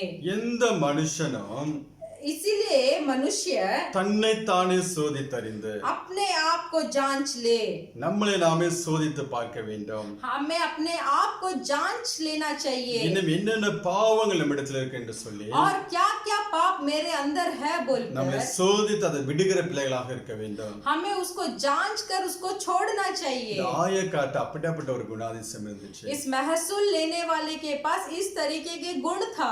தேவ கிருபையை சார்ந்து கொண்டார்கள். परमेश्वर के भरोसा कृपा के ऊपर भरोसा रखे थे। தங்களுடைய நீதி அவர்கள் சார்ந்து கொள்ளவில்லை. अपने खुद का धर्म के ऊपर उन्होंने भरोसा नहीं रखा। தேவ சமூகத்தில் தங்களை முழுவதுமாய் தாழ்த்தினார்கள். परमेश्वर के सम्मुख में अपने आप को धीन किया। நம்மளுடைய வாழ்க்கையில் அப்படிப்பட்ட காரியம் இருக்கும்போது क्या हमारे जीवन में भी अगर इस तरीके के कार्य होंगे நாமும் தேவ ராஜ்யத்துக்குள் பிரவேசிப்போம். तो हम भी परमेश्वर के राज्य के अंदर प्रवेश करेंगे। வேசிகளோட வாழ்க்கையை பார்க்கும்போது वेश्यों के जीवन में देखेंगे தங்களுடைய வாழ்க்கையின் தங்களுடைய இச்சைகளுக்காக பாவம் செய்யாமல் अपने अभिलाषा के लिए ये लोग पाप नहीं कर रहे हैं। தங்களுடைய வாழ்க்கையின் சூழ்நிலை நிமித்தம் தள்ளப்படுகிறார்கள். अपने कुटुंब के हालत के लिए ये लोग उसमें धकेले जाते हैं। ஆனால் எத்தனையோ ஜனங்கள் फिर भी कितना मनुष्य है தங்கள் இச்சைகளை நிறைவேற்றும்படியாக अपने अभिलाषा को पूरा करने के लिए இன்றைக்கு எவ்வளவோ பாவங்களை செய்து கொண்டிருக்கிறார்கள். आज भी कितना पाप करते हैं। கொஞ்சம் யோசிச்சு பாருங்க. थोड़ा सोच कर देखिए। ஆண்டவர் இந்த ஆயக்கால பாவிகளின் குறித்து இந்த வேசிகளின் குறித்து சொல்லும்போது परमेश्वर इस महसूल लेने वाले और वेश्यों के बारे में बताते हैं। அவர்கள் பின்பு மனஸ்தாபப்படுகிறவர்களாக காணப்பட்டார்கள்.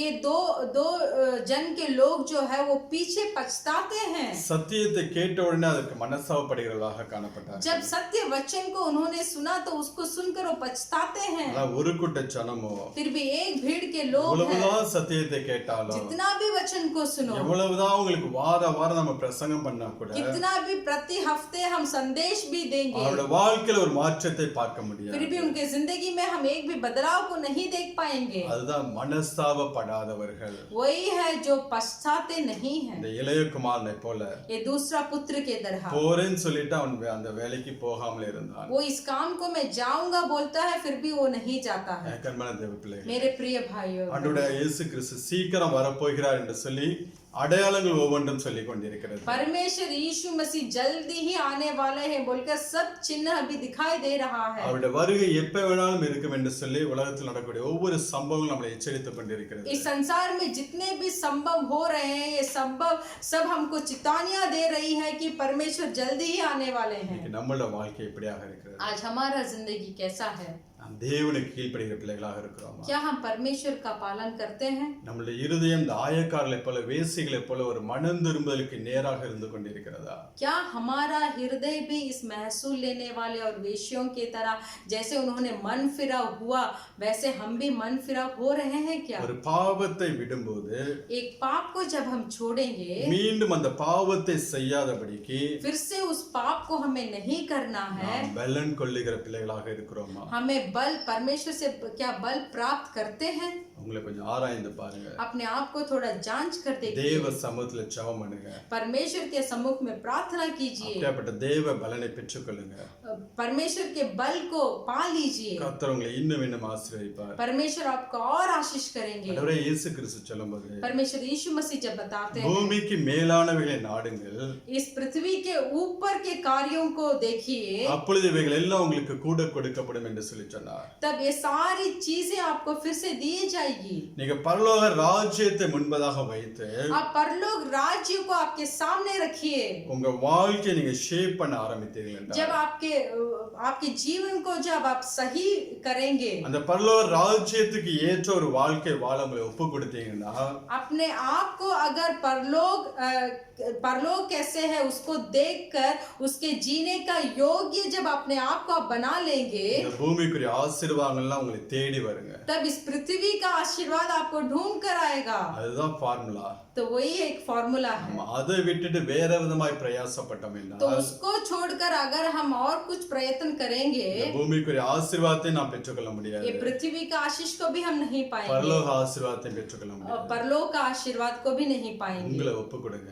आप अपने आप को समर्पण कीजिए। கர்த்தர் உங்களை இம்மையிலும் மறுமையிலும் ஆசீர்வதிப்பார்.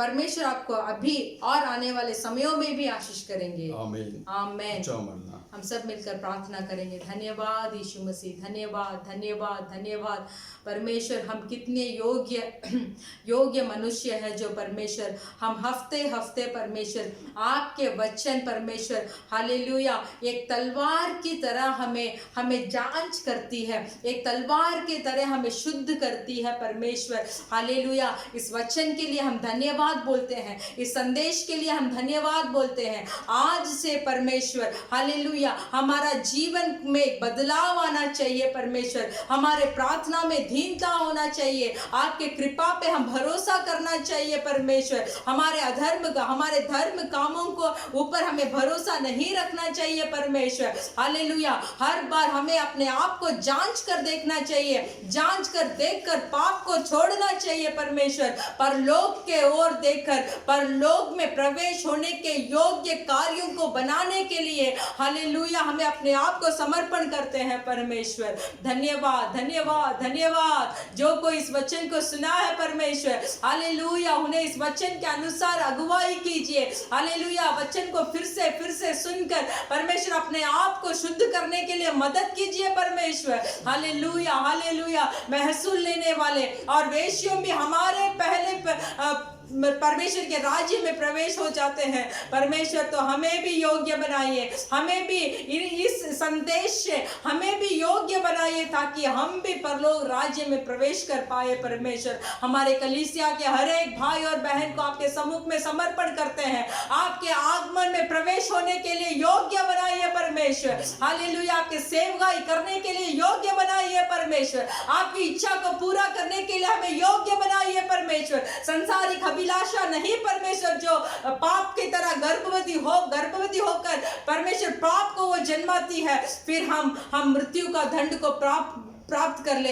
हमें ऐसा जीवन नहीं जीने का परमेश्वर, हमें सिर्फ आपके ऊपर अभिलाषा होना चाहिए। हमारी आंखें की अभिलाषा आप होना चाहिए, हृदय की अभिलाषा आप होना चाहिए, आत्मा की अभिलाषा आप होना चाहिए परमेश्वर हालेलुया हालेलुया। हमें मदद कीजिए परमेश्वर हालेलुया। धन्यवाद करते हैं हालेलुया। तो जो कोई इतने सामर्थ वचन को सुने हैं उनके अंदर अभी एक बदलाव आना चाहिए, हमारे अंदर एक बदलाव आना चाहिए परमेश्वर, मदद करने वाला होना चाहिए परमेश्वर। धन्यवाद करते हैं इस अच्छे संदेश को परमेश्वर। प्रति हफ्ते हमें सुनाने के लिए आपने पास्टर जी को तैयार कर रखे हैं हालेलुया। उनको बल से भरिए, आपके सामर्थ से भरिए और आप उनको प्रयोग कीजिए। उनके पात्र सारे खुशियों से, आनंद से, संपत्तियों से भरने के लिए हम मांगते हैं। परिवार को आपके लहू से हम ढकते हैं परमेश्वर। धन्यवाद कीजिए, धन्यवाद यीशु मसीह। धन्यवाद करते हैं और अगले हफ्ते हम मिलने तक परमेश्वर आपकी कृपा अनुग्रह हमें थामते रहे परमेश्वर और दीन होकर अपने आप को जांच कर प्रार्थना करते रहे।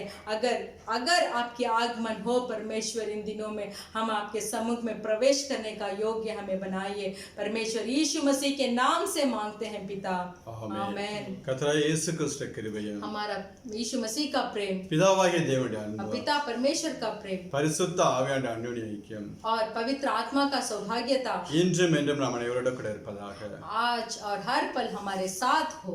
आमीन आमीन। Hallelujah hallelujah hallelujah hallelujah. जय मसीह जय मसीह। आमीन। आमीन।